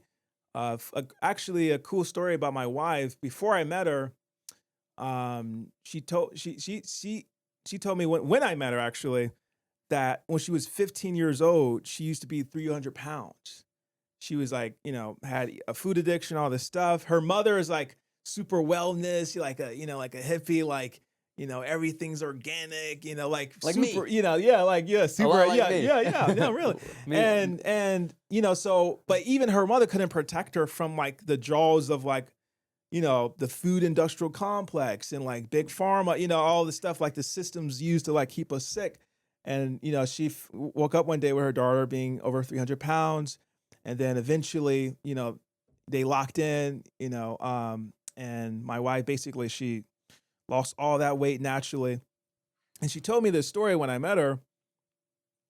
I'm doing all this work for these brands and stuff. And I'm like, a good thing for you'd be a great weight loss influencer. You'd be able to help a lot of women, change a lot of lives, save a lot of lives, just teaching what you learned throughout your process and your journey. And you look at her, you would have never known, she used to be 300 pounds. It's crazy night and day difference. It's unbelievable. It's unbelievable. Yeah. And I helped them create this weight loss company, and I'm doing all the strategy for them, getting them on big podcasts like Pearl and some controversial ones like Fresh and Fit and all this stuff. Zuby, and Jubilee was the big one. So we started working on a strategy for them to basically help more people or reach more people. And the idea was a documentary that basically tells people the natural way to lose weight and the side effects and the dangers of basically using Ozempic, The GLP-1s and all the those. GLP-1s and all that stuff, because they had a lot of people anonymously reaching out to them. They had the YouTube channel saying, "Hey, I took Ozempic, and I lost my eyesight, or I took Ozempic, or my A lot of side effects. siblings or this took and they died, or I took Ozempic and this happened to me, and I work at Novo Nordisk, and I'm working on a lawsuit, but I'm undercover right now. Crazy stories. Such a parallel to the Pfizer and vaccine stuff. Exactly. And What is Novo Nordisk? so Novo Nordisk is a Danish company that is the founder and the creator of Ozempic. Ah. And so Yeah. they've created a bunch of pharmaceutical products, but I think Ozempic was one of the most famous ones. And so we're working on this documentary and all this stuff. They get on Jubilee, and then we get this email. And it was shocking because in this email, it's a person who's claiming to be a whistleblower at Novo Nordisk reaching out to us, to my wife, and she's naming board members. She said, "Yo, there was a board meeting, and your name got brought up, and I just want to, let you know, just for your protection, these names, boop, boop, boop, boop. She dropped some names, and she said, basically, they heard about your documentary, they discovered you on Jubilee, and they were angry. Some people were concerned and about the things that could potentially happen if a documentary like this was released. Many lawsuits, stock drop. Basically, there's a lot, for them to basically lose if a documentary like this got big and huge and commercially successful for this company. Mm-hmm. And they're saying here, the final words I personally heard were to the effect of, make them stop and shut up before we have to hire someone to shut these two up. I'm deeply uncomfortable sharing this, but I believe you two need to be aware when people speak publicly about Novo Nordisk medications, it has historically not ended well for them. And this is somebody on the inside. This is someone on the inside, allegedly, who's posing as someone on the inside who's like trying to help us. I'm just warning you. It has historically not ended well for people. Today's episode is proudly sponsored by Grizzly Coolers, the only cooler I trust when I'm out there. Roto-molded, bear-proof, and holds ice for 10 days straight. And unlike the overseas knockoffs, every Grizzly is proudly made in America with American steel and American grit. Hit grizzlycoolers.com and use my code Shawn, that's SHAWN, for 15% off. Grizzly Coolers, built here, built tough. That's not sounding too good. Yeah, She still listed the names though? Still listed the names. So we don't know. It could be a good guy. It could be something to trap us and they get us to sue us for defamation. Everything's allegedly. Everything's allegedly. So we got this email and, we're used to it. We're OGs in the game. The Yeezy stuff, it toughened us up for this moment. And we were just like, let's just ignore this email. It's just threats. We're not gonna cower. We're no cowards, especially me. I'm no coward. And so we just kept going. And then we kept receiving these emails. And like I said, I'm doing work with Maha, Tony Lyons at Maha Alliance and all of them. And, they hit me up like, yo, you see this email? And they basically, everyone at Maha Action got the same email, like a variation of this email, everyone in that company. And they were like, yo, Spirit, what is that? And I'm like, yo, we're getting those emails. And I've been planning to reach out and we were just kind of ignoring it. But could you escalate this? Can someone, do something about this? Can we, investigate this? Yeah. No one really did anything. They kind of took it like how we took it initially. Let's just ignore it. It could just be like some kind of scammer, kind of intimidation, kind of, some, bored hacker, somewhere. So we just kept prowling forward. Now, things start escalating with my company. The app has a full working prototype, clickbait.ai. I successfully cracked the code. I'm like Iron Man in the cave. I built the suit. It's able to, shoot missiles. It's like basically you can paste that YouTube link and get YouTube shorts and viral clips at a quality level that I accept to publish. So I'm working on that and I'm in Hawaii. I'm working on this code. And then I get a text and a lead from one of my friends in LA saying that like months later that Ye has to arrive in court in LA. He has a trial or something, some ex-employee is suing him. He has to legally, show up. It's just yo, this could be a good opportunity for you. You guys can actually meet, and you can, pitch them the Yeezy.live right there then. Okay, this is, back to the Yeezy.live world. I'm focused on my companies, but hey, why not? So I fly to away from, Hawaii and all that stuff. I go to California, and which is where your wife is. Yeah, where my wife is, and we got an apartment there in LA with a roommate named Caitlin Attard, who's a friend of mine for 2 to 3 years. I met her through the journalist woman who invited me to this trial, because she's a journalist, huge in the Ye community. She has a big Kanye West fan page account. She's known in the community, and so I'm going, the roommate, Caitlin Attard, is going, and my friend who invited me there is going. And it's a big day. My wife is at the apartment, and she kissed me goodbye. She's supporting me. Good woman. Inspirational, and she's like, "You got this." All this stuff. She goes back home to her mom out of the apartment, and then I go with my friend Caitlin Attard and go meet up with my journalist friend at the Ye trial. And so we go there together, and then I'm waiting on like Ye to arrive, and there's a bunch of bodyguards and all the security. There's paparazzi, TMZ there, and we're all in the hallway outside of the courthouse, and Bianca, Ye's wife, pulls up. And she my first impression, she was very like well put together. Like she looked like a lawyer, like she looked really like classy and like well put. And when the whole thing started and we went inside and they were being cross-examined, she was very like well put together, well spoken, very intelligent. Like most people, like they just see what they see online, but she actually looked very like intelligent and not like like Ye chose her for a reason. Like he saw some intellect. She's sharp. Yeah, she's sharp. So I'm like, okay. And I was like, where's Ye pulling up? Usually he's with his wife, and then so I get the word from my friend there, the journalist friend. She's like, Ye's pulling up tomorrow. So you got to come tomorrow.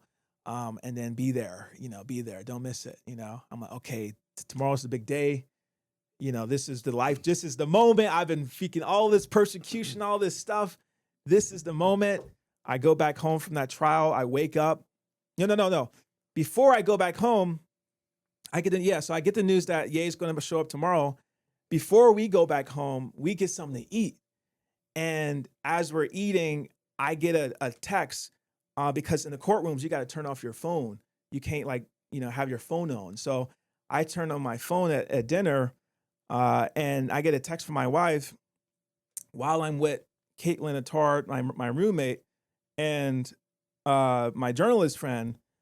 And I get a text from my wife saying that she's at urgent care and that they found 38 milligrams of methanol per deciliter in her body. And she said, basically, she went home to her mom's house and she felt like cloudy vision. And she was like, I'm just going to like call poison control. Like, what is it? And the poison control said, yo, go straight to the hospital. And she went to the hospital and then they treated her with fomepizole. So I didn't even know what this thing was, methanol. It's a toxic form of alcohol. It's usually found in like cheap alcohol overseas, like in the Philippines and stuff. Like it's not like a common thing. It's like found in it's like in wood cleaning stuff. It's like odorless. Yeah, it's odorless. It's a whole thing you can't detect. Yeah, but it's very toxic. It's like fatal. It's proper poison. Like she is here by the grace of God. Like God saved my wife's life because I looked up the numbers on this and the doctors even told her, they said, yo, if you didn't come in, you'd be I'm not going to finish the sentence. It's a fatal amount. Fatal amount. Fatal amount. Fatal amount. And I'm at at dinner and I get up, I call my wife, I go in the bathroom, and I'm like, yo, what is all this stuff? Like, what did you drink today? What did you eat? She's like, I only had a cup of water today at the apartment before we left. Before you went to the trial, and then I went home. I only drank 1 cup of water.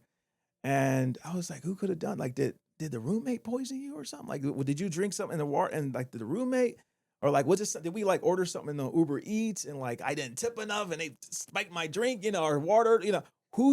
What happened? Who did this? And so we don't really know what's going on, but the fomepizole, basically helped everything go back to normal for her. So I'm like, okay. We already we're like so bonded by all this war, and like we're not gonna let them, take us down. We're gonna power through this, and we're gonna get out of here. And like tomorrow, Ye is arriving. So at that point, I was like, okay, we gotta get what we gotta do, get this done, and then let's leave here because we don't know who did it. We don't know. It was the roommate at the apartment. We don't know if it's like intelligence, targeting. Maybe the Novo Nordisk guy's finally caught up with. I don't know. And so next day, courthouse, Ye arrives. He's walking down the hallway. He sees me. He smiles. I'm like the only one he addressed. And he basically gave me a nod and stuff. And court trial happens. I'm there checking in my wife. How's it going? Everything good. But I will note on this, like the Ye thing, when I saw Ye, it was weird because it was like, I'm going through all this persecution behind the scenes. I'm just like keeping it together. Like everything's normal.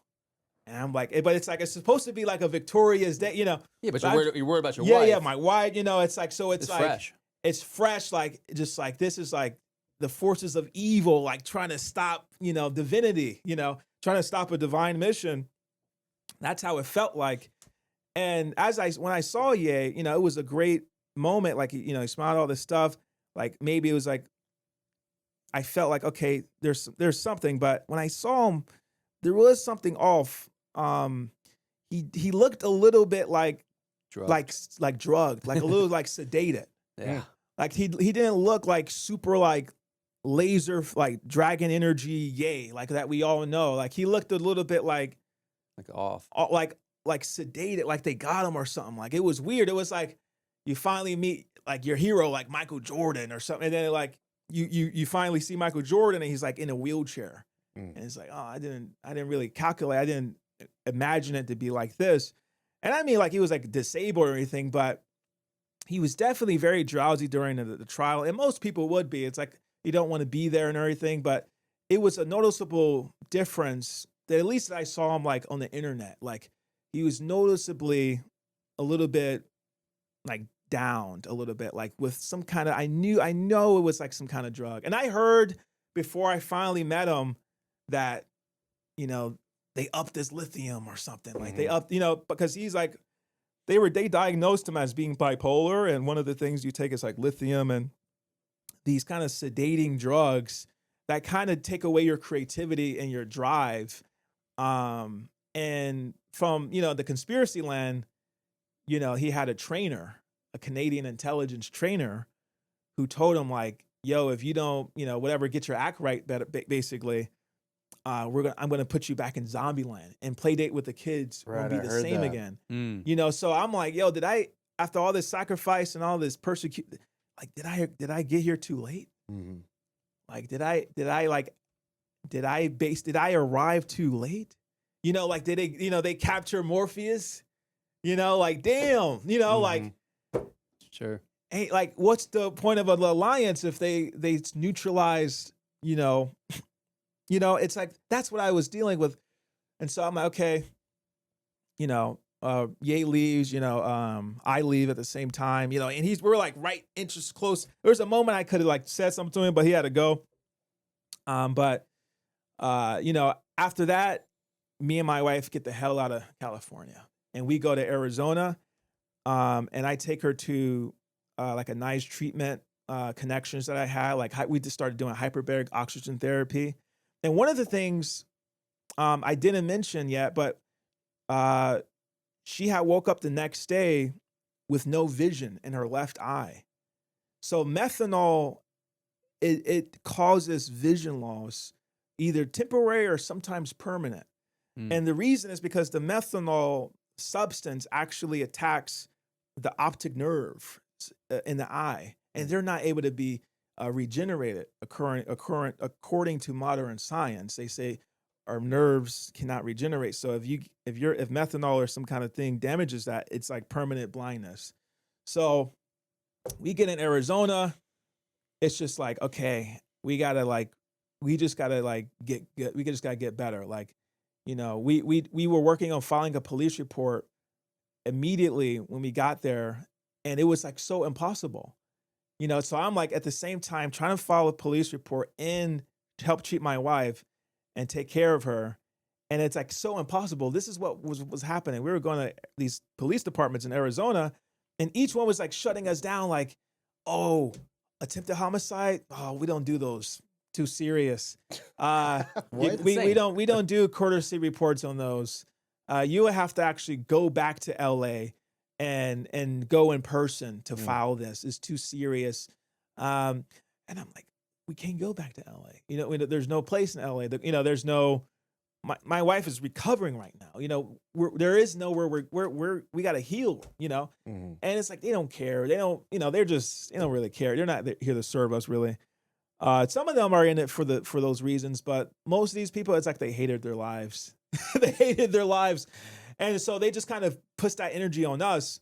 Eventually, the persistence, I kept doing it, and we found one who actually filed a courtesy report for us. Beautiful lady. Thank you so much. We love you. Thank you so much for that. And still, we filed that courtesy report, and those people never got back to us. We called the LAPD, the Hollywood division. We said, yo, we filed this courtesy report. This is the number. It's not coming up in our system. We never got it. We never got it.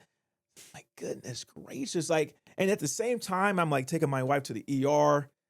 And they're like, by the way, she's developing tremors, and at week 3, she's having an inability to keep down solids.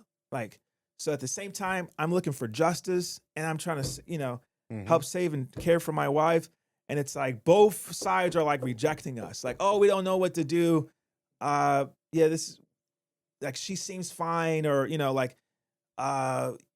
basically not caring. The Western medical system.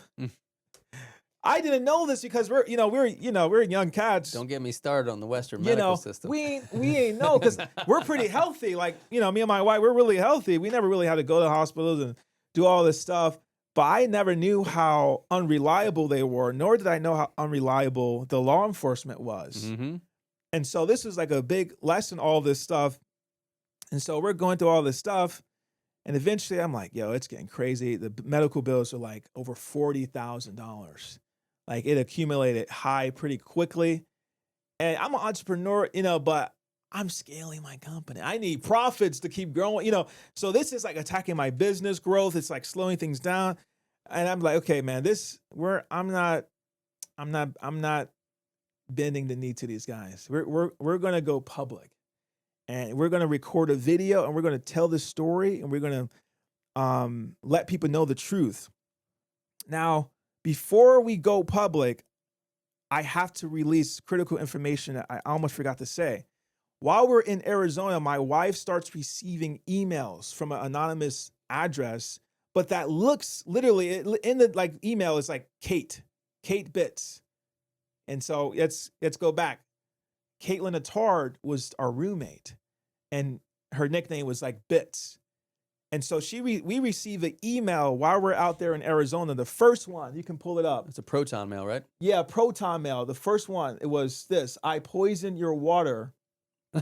Why would she use her own nickname in there? Well, that's what makes it kind of. That feels like a setup. Exactly. It feels it feels weird. Who would do this? This is it doesn't make sense. Almost she was set up too. Yeah, I know. Like a framed. And so it's all so crazy. Basically, this is what she said. She said, I poisoned your water. She's sending an email to my wife. So there we go. So this is the email on the screen, so you can see it. She said, I poisoned your water. Don't tell Spirit or anyone, or it will ruin my life. Don't come back either. I learned through talking to him that you practice a Qigong meditation called Falun Gong. I looked it up. I did my research. I read everything. You guys are crazy, both of you, and what you practice is bad and wrong. I don't believe in it. I don't want to be saved. Leave me alone. Don't try to come back or talk to him. Don't tell anyone about this. First off, that's a run-on sentence. Let's just start there. Okay. This criminal has terrible grammar. This says suspect. And so we get this email, and I'm like, I turn to my wife, and I'm like, okay, did you write this? This is crazy. I feel like this is the Truman Show at this point. I'm like, this is too on the nose. On the nose. Yeah. I poisoned your wife. Yeah. This is crazy. She's like, no, why would I do that? And I literally can't see. I would wish I could see on my left eye. Okay, right. Okay. I'm just joking. So the next email we get is this when we're out there. Now this is the most critical one.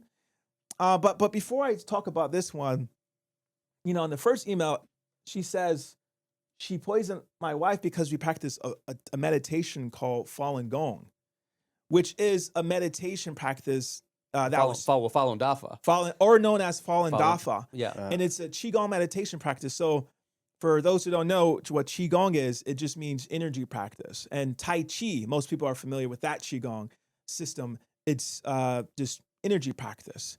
And Falun Gong is also a Qigong that was huge in China.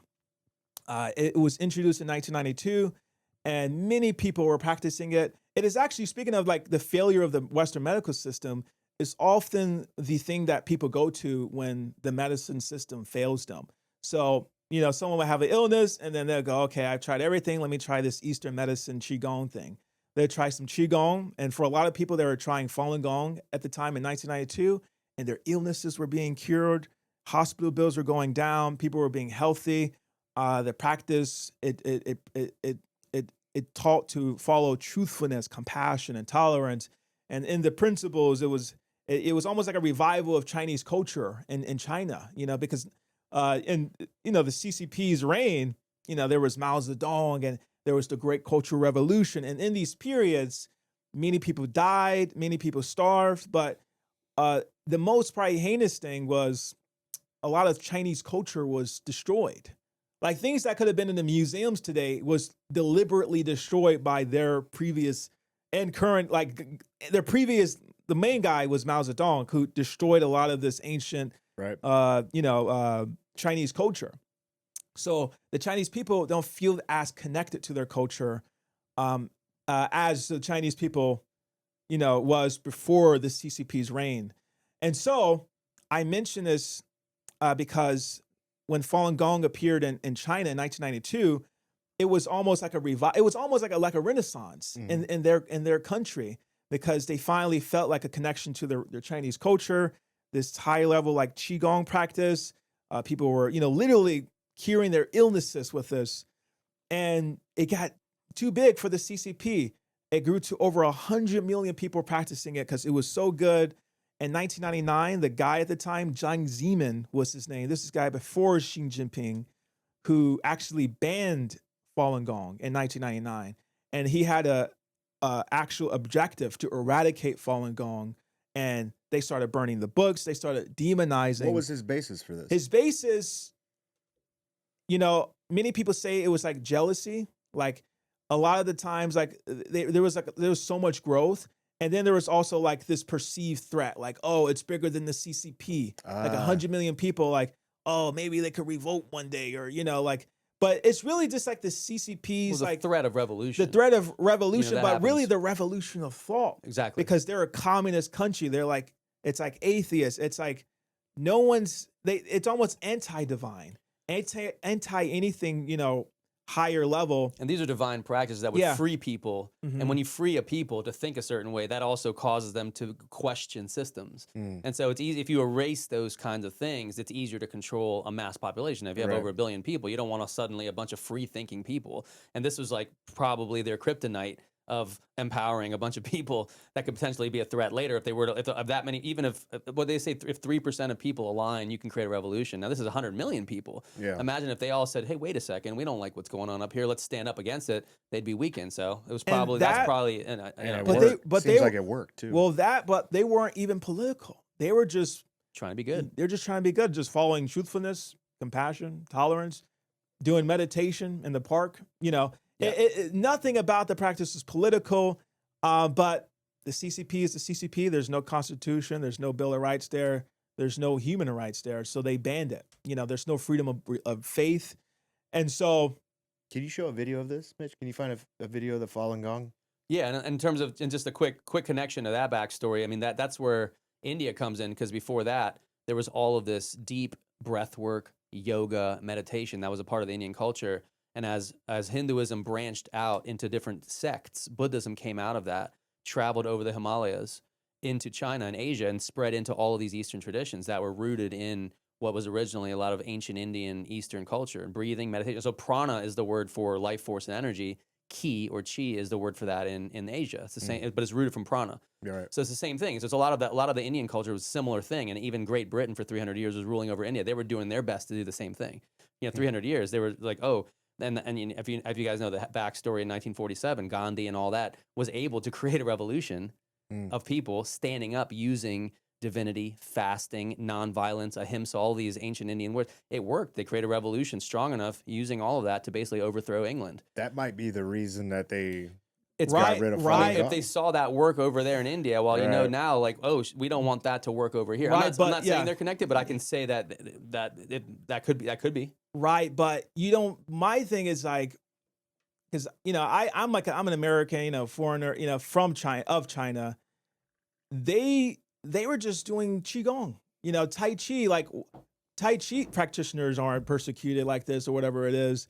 It is a very unique case. Why they would do this, because there's no political leader of it. It's just literally just meditation. Yeah, and people like trying to become better people. I personally discovered the practice because I was so into like science that wasn't really explained in school. So things like that was like astral projection, supernormal abilities. Like I love like kung fu movies as a kid, like Jet Li and Jackie Chan and Bruce all those. Lee. Bruce Lee. Yeah, I grew up on all there's that. there's something supernormal to how can a man break a brick with his fist or lay on a bed of nails or have a machete hit his stomach and it bounces off. Like how these aren't like tricks. You look at these Shaolin monks and they're doing all these things. There's some supernormal or unexplained thing that science isn't really explaining here. And that's the root inside of the Force in Star Wars. I mean, it's all rooted in samurai and ancient tradition of enlightened masters and gurus. Like that's what these are based on. Like Yoda, all these people. Third eye. Yeah, all of that came from these Eastern cultures, India, China, and all that. That's what's rooted in Star Wars. For example, the Jedi like use the Force, which is basically going to a place free of the mind into the place of energy where you have now infinite possible. It's not limited by human physics. It's actually now infinite because you're tapping into the actual God force. And that's what's actually the root in real life behind meditation, yoga, chai tea, all this energy work is based on tapping into supernormal abilities, like you're saying. But even, and the cool thing about like, I had those thoughts, but when I discovered the practice, like I was like basically pursuing like to understand these things, like the third eye and the pineal gland. But when I actually got my hands on the book from like a forum, it was like a forum, like, hey, if you want to like understand all the third eye and all these things, there's a book online you can read for free called Shawn Falun, ZhuanFalun. And it explains everything. It's the teachings of Falun Gong, and the teacher basically explains all these, supernormal things. And I read it, and I was like, wow, this is like much more profound and explains all the things I was curious about on the scientific level. And then I was like, wow. And it's like the root of according to my understanding of it, it's like, it's focused on the cultivation of your heart. So it's like, the more one elevates one's character, his energy rises, or his spiritual enlightenment rises, and that was pretty interesting to me because I would see like maybe someone who practices meditation or whatever, and like, but their character was the same, or my people I've noticed, or you go to church every day, or you go to the mosque if you're Muslim, or but you still are the same person. It was just significant. Like, okay, wow, this is like the root of it. It's like actually improving your character, and not in like a superficial way, like just like a formality or meditating every day. No, It's like deeper. It's like let go of these things that in the worldly kind of realm that kind of like plagues us. Our mind, when we're angry, that hurts our bodies. When we're like thinking negative, that literally it's negative for us. And so somebody had a problem with this. Yeah, you guys were practicing this. So the CCP, before they banned Falun Gong, they had to justify it. They had to run state propaganda campaigns, and they had to create lies. So they created this hoax in China where they had an actor do a self-immolation. And they basically staged a self-immolation in China where they had a guy claim to be a Falun Gong practitioner, but he wasn't. And he's sitting like in like a crisscross applesauce. He's not even sitting in full lotus. Like you see the Buddha statues, full lotus is like when you put your leg right here and then you put the other leg. It's like hard to get into. But in Falun Gong, it's like required for one of the meditation practices. But this guy, he's in crisscross applesauce. This this actor they hired, and they're doing a self-immolation. He's like, basically self-immolation, for those who know, it's like lighting yourself on fire in the form of like protest. So they're trying to like label Falun Gong as crazy. So they get this actor to do a self-immolation. And as soon as he lights the fire, they have a huge array of CCP agents, take out the fire, extinguish the fire. So it's all orchestrated like a play. They record it, they broadcast it. Yeah, they broadcast it on TV, propaganda, 24/7. Yep, this is the hoax. So this is CCP state propaganda that they use to actually ban Falun Gong in China. Look at the title of this one. It says, yeah, exactly. Think you know Falun Gong? Yeah, so Think again. So this is most likely Fake news. Yeah. So this is fake news. It's fake news. No, but this is what they use to basically, justify the banning of it. And then they went further after they banned it. If they caught you practicing this meditation in China, they would put you in jail. They would torture you, and they would torture a lot of them to death. And the only way you could get out of it is if you renounced your faith. Like, okay, I won't do this. I won't practice. And then they'll let them go. It's so weird. That's how the CCP operates. Like you probably read George Orwell or these things, but this is communism. They will use all these things to control you. And they will literally try to break you down just to say 2 + 2 = 5. Mm-hmm. And these people who practice Falun Gong, including myself, we found so much benefit and improvement for our lives. It's like, why would we renounce a meditation practice? It doesn't make sense. No, thank you. And so, unfortunately, the CCP's response to that has been, okay, you don't want to, we're going to keep persecuting you. We're going to keep doing this, and doing this to you. And recently, they've expanded their operations to America. Our days are packed. Podcasts, travel, training, and Jen's always in the shop, grinding and working around metal. We're constantly exposed to stuff in the air, in what we touch, just day-to-day life. And even if you're a little off, you feel it. So we keep things simple. Train hard, eat clean, stay consistent. And we use Masterpiece Zeolite as part of that routine. Zeolite is known for binding to certain unwanted compounds, helping the body process and clear things out more efficiently. For us, it's about staying clear-headed, keeping our energy up, and not letting that daily exposure slow us down. Nothing overcomplicated, just something that helps us stay on point no matter how hard we're pushing. If you want to check it out, go to masterpiece.health and use code Shawn. Big time. Big time. So you probably heard of a huge successful music and dance show called Shen Yun. Toured everywhere. Beautiful, beautiful show. I encourage anyone watching this, including you, take your family. Amazing. It's 5,000 years of Chinese culture before communism. So they have all these beautiful costumes, colors, art, dance, music. It's very flowy. It's so beautiful and angelic. But in the show, they actually also tell the stories of some of these victims of CCP persecution and these Falun Gong practitioners who fled China. So those dancers that you're seeing and these singers, they're all practitioners of Falun Gong, and they're basically telling their stories through this dance and music, getting their story out there. And it's so successful among Western, culture. Like we love, Shen Yun, and the CCP doesn't like that. That doesn't help them when they're negotiating with, the U.S. and they're like, oh wait, you got this human rights abuse going on, China. You can't be doing this, So they've been doing bomb threats to Shen Yun performances. So, you go see Hamlet, you go see, an opera or something like that. There's no bomb threats, But Shen Yun, these dancers, these people are just doing, culture and music. They're getting bomb threats sent to the theater owners. And basically the threats read like Chinese characters, like, yo, don't continue the show or everyone here is going to die. or everyone here's going, we're going to blow up this place. And so they're trying to threaten with veiled threats. By the way, none of these are true. None of these are actually real. It's just like the bluff. It's like to, get them to stop the show. That's their goal. So the American people aren't basically hip to what's going on in China and the they don't want to persecution. get exposed to the good part. Exactly. And so beyond that, if you look up Falun Gong kind of like, or blankly, you might see articles from the New York Times and other, publications reciprocating the same state CCP propaganda that I just told you about, and defaming Falun Gong.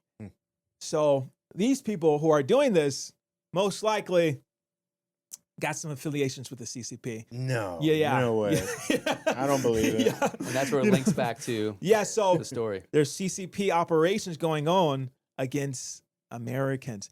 And so this email that we got in Arizona to bring the story back was like, to tie it all together, was like a smoking gun, because it basically kind of exposed why she poisoned my wife. One was us practicing Falun Gong, so she was anti-Falun Gong for some reason.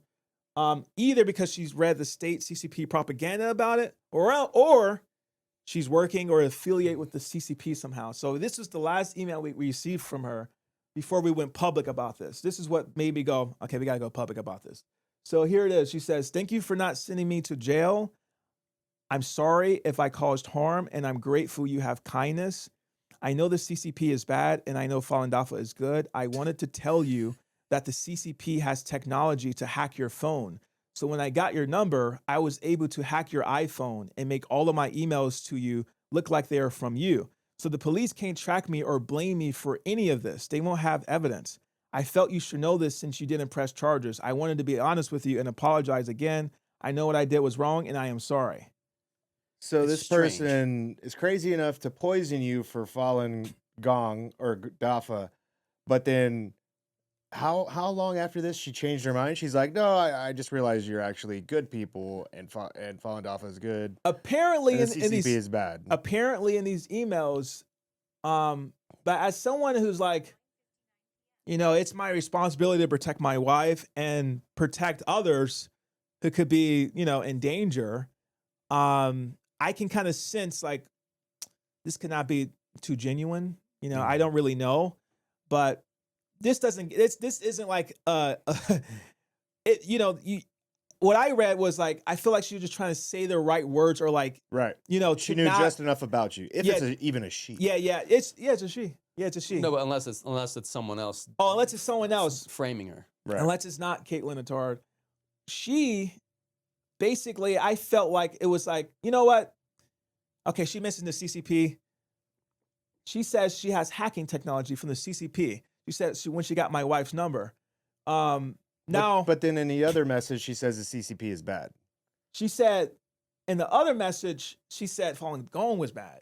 I know, but then the last one In he the second showed, one. she's like, I realize you guys are good, so and she CCP said, is never, bad. mind, never mind. CCP is Yeah. bad. Yeah. So exactly. And what's the time frame between the first email and the second email? So the first email, I believe we have the date on it. It's like March something. And then this one was like,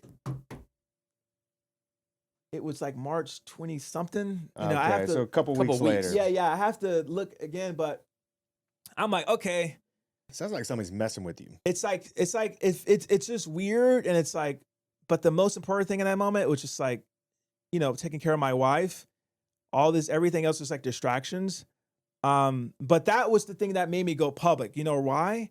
And this is why I'm confident. I know it's the woman. Now here's why. So in this email, she said when she got my wife's number. Now, there's a screenshot of her getting my wife's number. You can pull that on the screen. Mm-hmm. And this is a critical one, because this is when I knew, okay, this isn't made up. You know how I said like, oh, did you make these emails up? Did you, because I was like, what is all this stuff? And yeah, so this is the screenshot, and so she basically, this is, my wife's told me, she said, she took my wife's phone and put her number in and then texted herself. She said, "Hey, it's Caitlin." And then my wife, responded back. She said, "Want anything from Starbucks?" And then my wife declined. She said, "You're so kind, but thank you, I'm fine." And this was a day before she was poisoned. And so that tracks that these could be the same person, from the email when I got your number. Right. And so it was at that point in my heart, I was like, the right thing to do right now is to get this on a public ledger, because she just mentioned the CCP. So she's literally, basically saying she's affiliated with the CCP and has access to CCP hacking technology. Do her confession that she's making all the emails that she's sending to us appear from my wife's IP address, right, from our location. So I'm like, okay, this is like federal level. I need Cash Patel. I need federal people involved, because the LAPD Dan Bongino, the LAPD ain't, ain't helping us. They ain't calling us back. Yeah. Crazy eyes, Cash Patel. I'm like, I need to go public.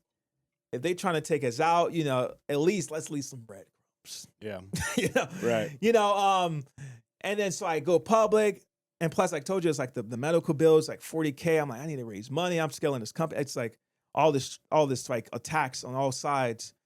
And so I'm like, okay, we're going to tell the story. We're going to try to raise money to like, pay for these medical costs, all this stuff, get the story out there, expose what's going on, hopefully expedite law enforcement to do their jobs. We put out the video. It gets over 500,000 views. My good friend, Dom Luker, had retweeted it. It went viral. Alex Jones retweeted it. Good friends of mine reached out and helped. Really good people. And came to Austin. And I came to Austin. So this is how it links to Austin. So a lot of people reached out to help, and a lot of people like, yo, try this supplement, try this, try. So we got all these recommendations. And one of the people said, yo, I know how to help. I know how to help her. Come to Austin. I can help treat your wife. Let's work through this. Let's get to this.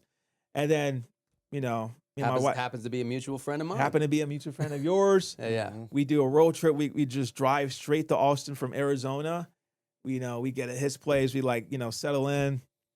And then, she's doing the treatment out here in Austin and stuff. And literally one of the first things this amazing person did was recommend baking soda and water and like honey and switching around underneath the salivatory glands, underneath the tongue, to basically have it digest through the system and into the bloodstream. Because as a reminder, my wife still at this time couldn't hold down solids. And she was having tremors. Tremors. When she came to our house like a couple months ago, she was like walking around shaking all the time. Having tremors, and one of the things that was staying down was Pedialyte popsicles, electrolyte popsicles. That was like the only thing, and we were doing like perfect amino. That was helping. But other than that, no solids to keep it down. But this lady in Austin, she showed us this baking soda thing, this regimen, 30 minutes underneath the tongue.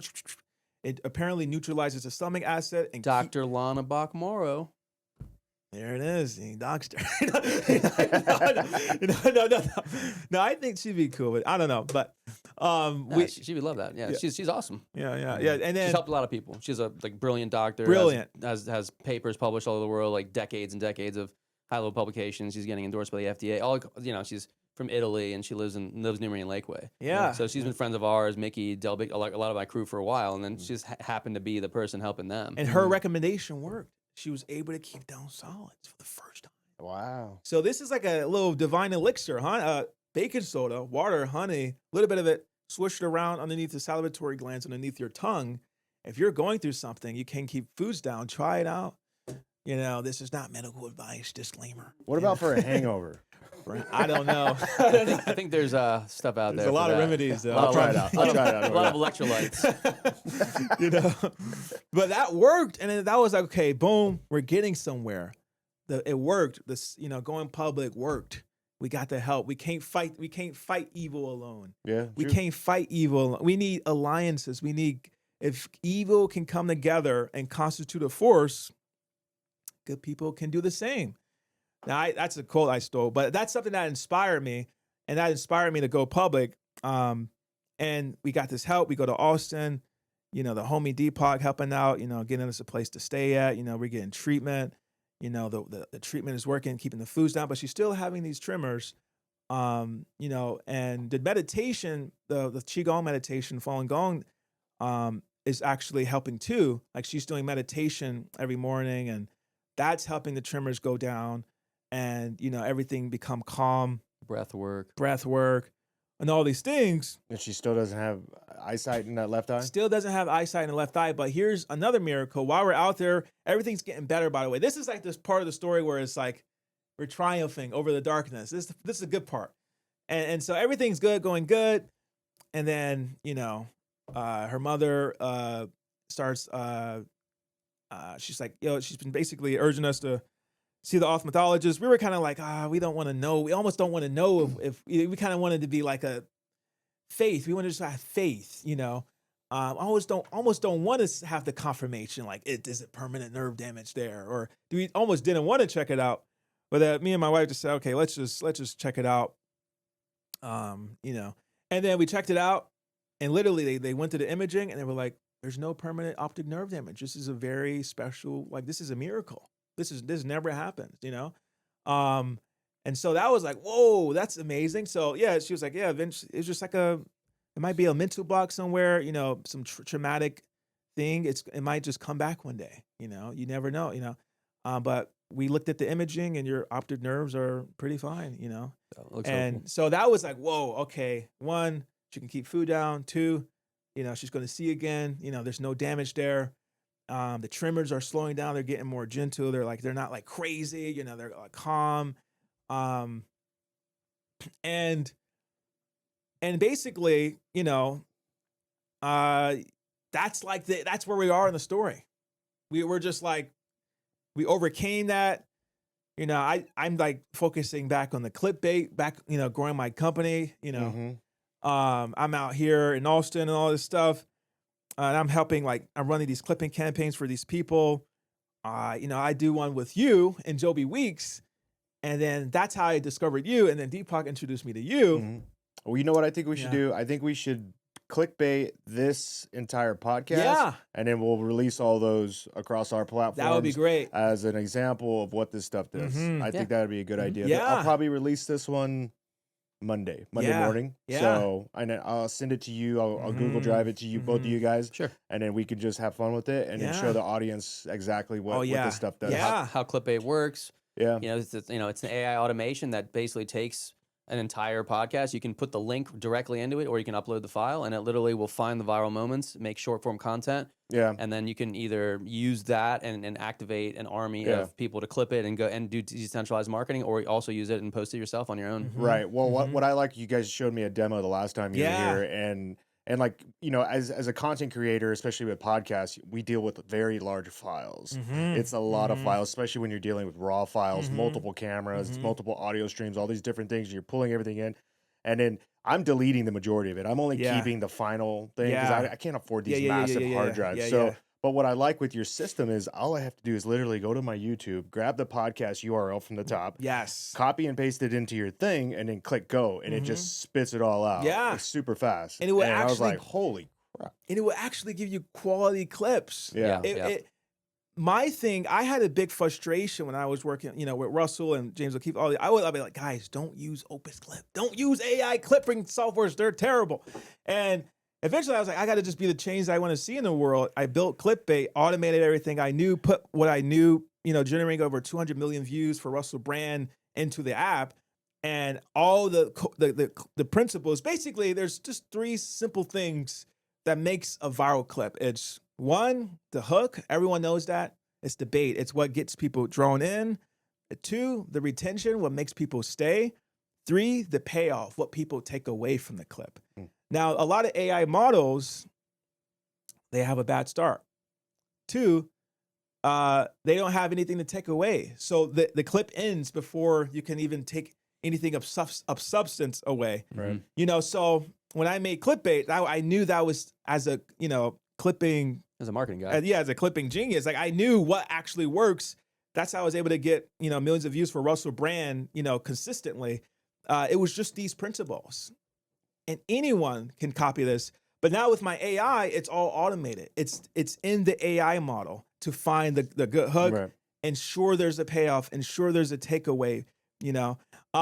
So, and I even created it to where if you're a streamer, you can literally just connect your Twitch channel or your Kick or your YouTube, and literally while you're live, it will clip for you and That's generate sick. clips while you're live. In real time. In real That's sick. time. Yeah.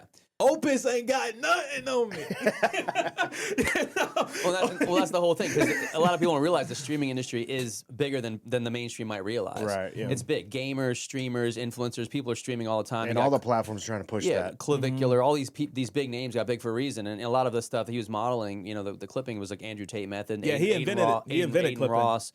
All these guys came in. So now with live streaming, if that's happening in real time, now you've not only got people watching now, but now you can basically decentralize, market yourself out to the entire world Yeah. in real time. Yeah. Last question, because we got to get out of here. Yeah, It's yeah, getting yeah. late, but let's say it's 2035, okay? 9 years, 8 to 9 years from now. Let's say clickbait.ai is on top and it's blown up exactly the way you expected it to. What will the internet content creation, social media, all of this stuff, will it look like in 9 years? I think that's a good question. I gotta be Nostradamus for one day. I think. Well, yeah, get Alex Jones in here. He's Nostradamus. Now, I think. You know, and You're fucking right, I am. You're damn right. I think the ones who conquer like today, those would be like the kings of 2035. Like I personally think the window of opportunity is closing, like the mouse hole, I call it, is getting smaller. And there's gonna be so much saturation, all this stuff, but there's gonna be people who did it in time and then people who are cooked, you know. And I say it sounds a little dystopian and almost like a sad reality, but I want to say this to just inspire people. Lock in right now, because once the AI clipping and all this stuff, everything's automated, it's going to be like, who's the best? It's just going to be who's the most real, who's the most authentic. And this is what I teach people, like for clipping. Like I was able to blow up Russell Brand because he has an authentic, real personality. He's bold enough to say his opinions. You know, everyone you've ever seen that's And famous. he's got that British accent. He's got that British accent. That's his freaking thing. Who doesn't love a good British accent? God, I love listening to him talk. Oh yeah. Bro, his vocabulary, oh my God. My editors were like, bro, what is this word? We don't know. We got to change the subtitle. You know? It was crazy. But he's super smart. But yeah, you got to be your maximum self, and then use the technology to secure yourself culturally. Because what my plan is, you know, to create the new Renaissance is to use this technology I've built and use the connections and alliances to basically take over the culture through mass marketing with technology. But the people, you know, they're going to try to patch that soon. Eventually, clipping might be dead. Eventually, they're going to go, it's too much awakening, you know? So right now is the moment where it's unregulated and chaotic, and no one even understands it fully yet. This is the opportunity zone to strike and actually create a difference, because the playing field is level. Like we all got a shot now, you know? Yeah. It's all about the good guys actually becoming, it's just a better society if the good guys master the AI first, Awesome. you know? DPAK, closing remarks. Yeah, final thing I did want to mention that since I last saw you, I did have an opportunity to go perform in DC for July 4th. And it was the final day. It was the Great American State Fair. It was a 3-week event in DC. They had a main stage and another stage all in front of the Washington Monument, the Capitol. It was 3 weeks of events all day, fair, like displays, like future technology, all that kind of stuff. They had a main stage, so they invited me out. I got to perform on the main stage on the last day of the event. My song, Let the Freedom Ring, just came out for freedom. So it was America 250, 250th anniversary. So that's a big holiday for me. I love the Declaration of Independence. I have it framed like life size at my house when you first walk in. I've been hosting readings of the Declaration of Independence every year since I was a kid for decades. just reading that every morning on July 4th. So I made a song, Let the Freedom Ring, kind of in honor of that. And it released on July 3rd. And I so performed that and Together We Rise at the Great American State Fair. That's awesome. DC man. song just came out a couple weeks ago. And so it's out now. So that's like the main thing. In terms of the future, I think that everything he already said is covered. It's just jumping on things now, being a tastemaker, being ahead, being a leader, and inspiring other people, creating empowerment. And that's ideally what I want to do with the music, but also just with speaking with the companies that I'm creating, with just influence and just really improving the culture. And so it was really like, I love these opportunities as a musician to be able to perform and share this message in front of a lot of people on big stages, because those are my ways of getting the word out, is getting on stage, which is like the Trojan horses, the music. Like, people like the music, so they invite me out. But then I get to now share a lot of the philosophy, the vision, the culture, the community, divinity, all of these sort of more powerful, empowering messages to the people.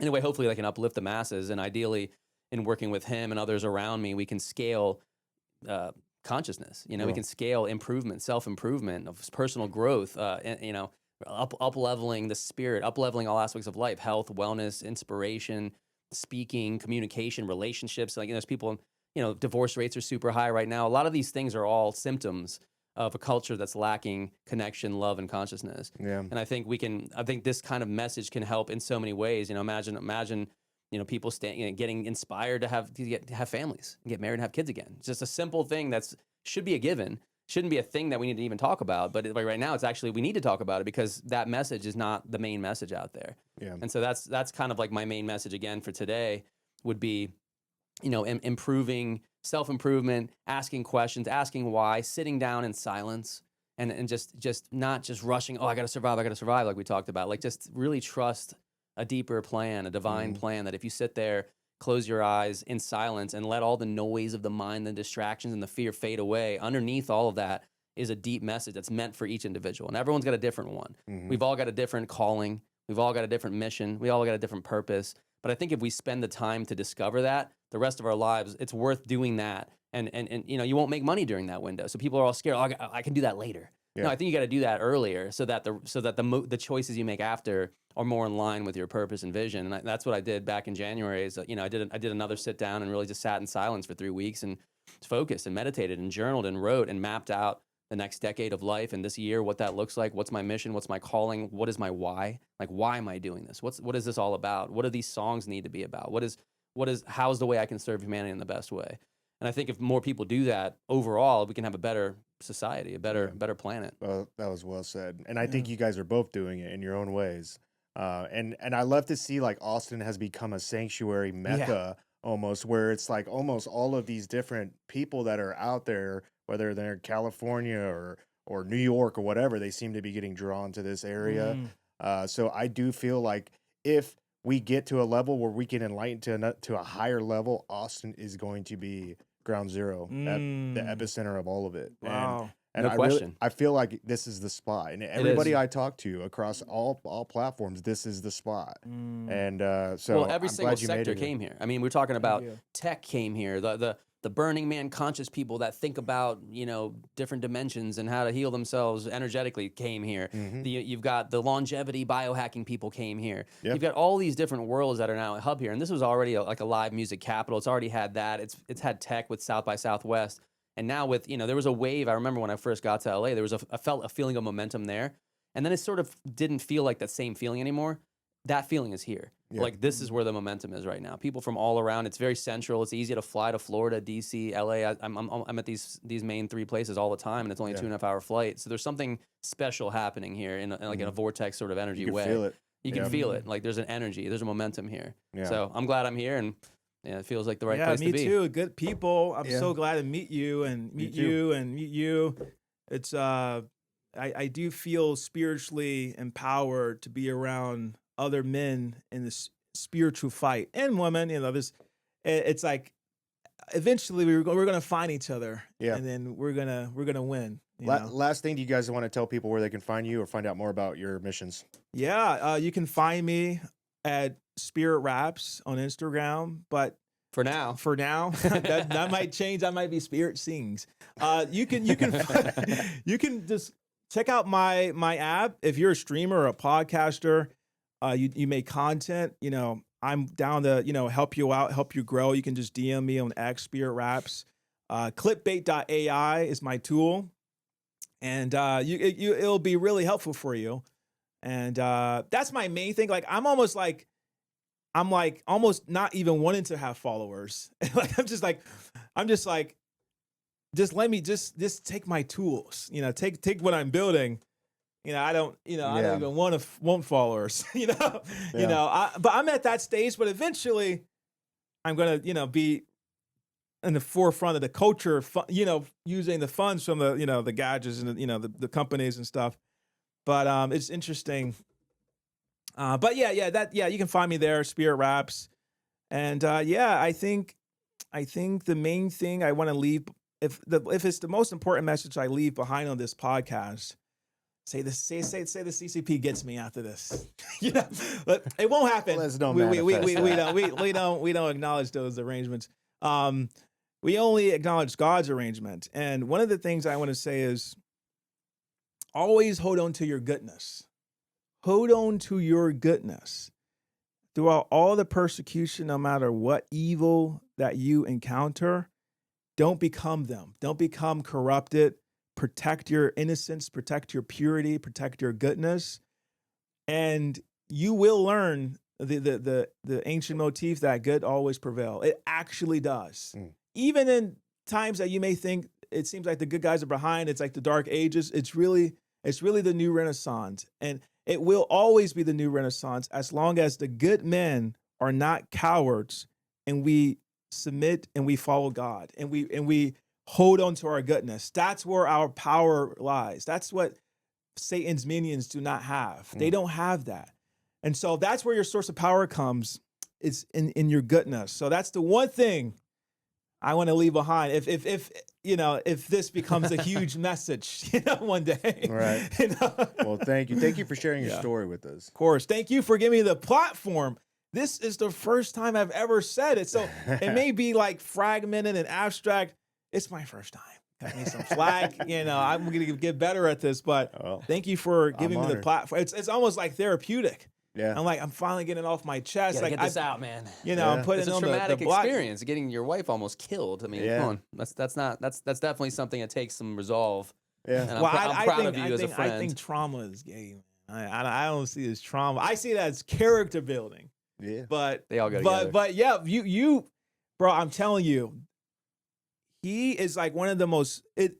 I will tell you, you only know. I didn't make this up, but you only know. They say loyal people are like stars. You only know who's loyal when it's dark. You only know who's loyal when it's dark around you. And definitely, I got to give props to my homie, DPAK, man. It was a lot of people I reached out to in this time, and not a lot of people, help. But DPAK definitely helped. A couple others definitely helped, but I got photographic memory, and I'm like, wow, I'm surprised. Ones that I didn't expect to helped. Ones that I expected to help didn't. Yeah. It's so interesting how that works, but it's like God kind of like does this to you where he like strips everything away. He humbles you, and he shows you who's really in your corner. Right. He shows you who's really with you. Well, you can't advance to the next level if you can't recognize. Exactly. Yeah. So definitely grateful for my brethrens in this war, of good versus evil. Well, but it's a DPAK world, spelled DPAK, no E's. Like there's a Deepak Chopra guy out there. I'm not the one in the Epstein files. Not the Epstein. I'm not the one in the Epstein files. But yeah, DPAK world's everything. New music's at DPAK on Spotify, everything on Instagram, socials, X, everywhere. It's all DPAKworld.com. We got lots of new music coming out. Got the new music video for Together We Rise that I made. I'll be teaching people how I made it soon too, using AI. So I'll be doing a course on that as well. And I'll be also doing a course on relationships, how to network, how to meet people, how to establish long-term powerful alliances. I've got a whole course I'm creating on that just because I have a whole life that's come together of meeting amazing people like him, like yourself, Russell Brandon. It's all just from just genuinely being in service. This podcast happened because you connected us. Yeah, and that's like one of my favorite things is connecting good people together. And I think that's probably why I have an amazing circle of people on the highest levels. It's just because that's all I've ever wanted to do is connect people. I'm not asking for stuff. I'm not like clawing at, like most of these famous people or rich people are usually have everyone just clawing at them. And that's like, that's actually a detractor. People feel, smell desperation a mile away. And I feel like the secret to relationships, like it's like almost a modern version of Dale Carnegie's How to Win Friends and Influence People, is actually be a genuine friend. Yeah. Like be in service. Like he needed help. I was like, that's not a question. If someone hits me up for an airport ride at 1 a.m, I'm the first person usually people hit up. I'll stop what I'm doing and go pick up a friend at the airport. And I think we could use more of that in this world. So that's where you find me, DPAK World. And hopefully we'll keep this thing popping. Yeah, we will. Thank you, gentlemen. Thank you. Absolutely. Thanks, everybody. Bye. Are you not entertained? Are you not entertained?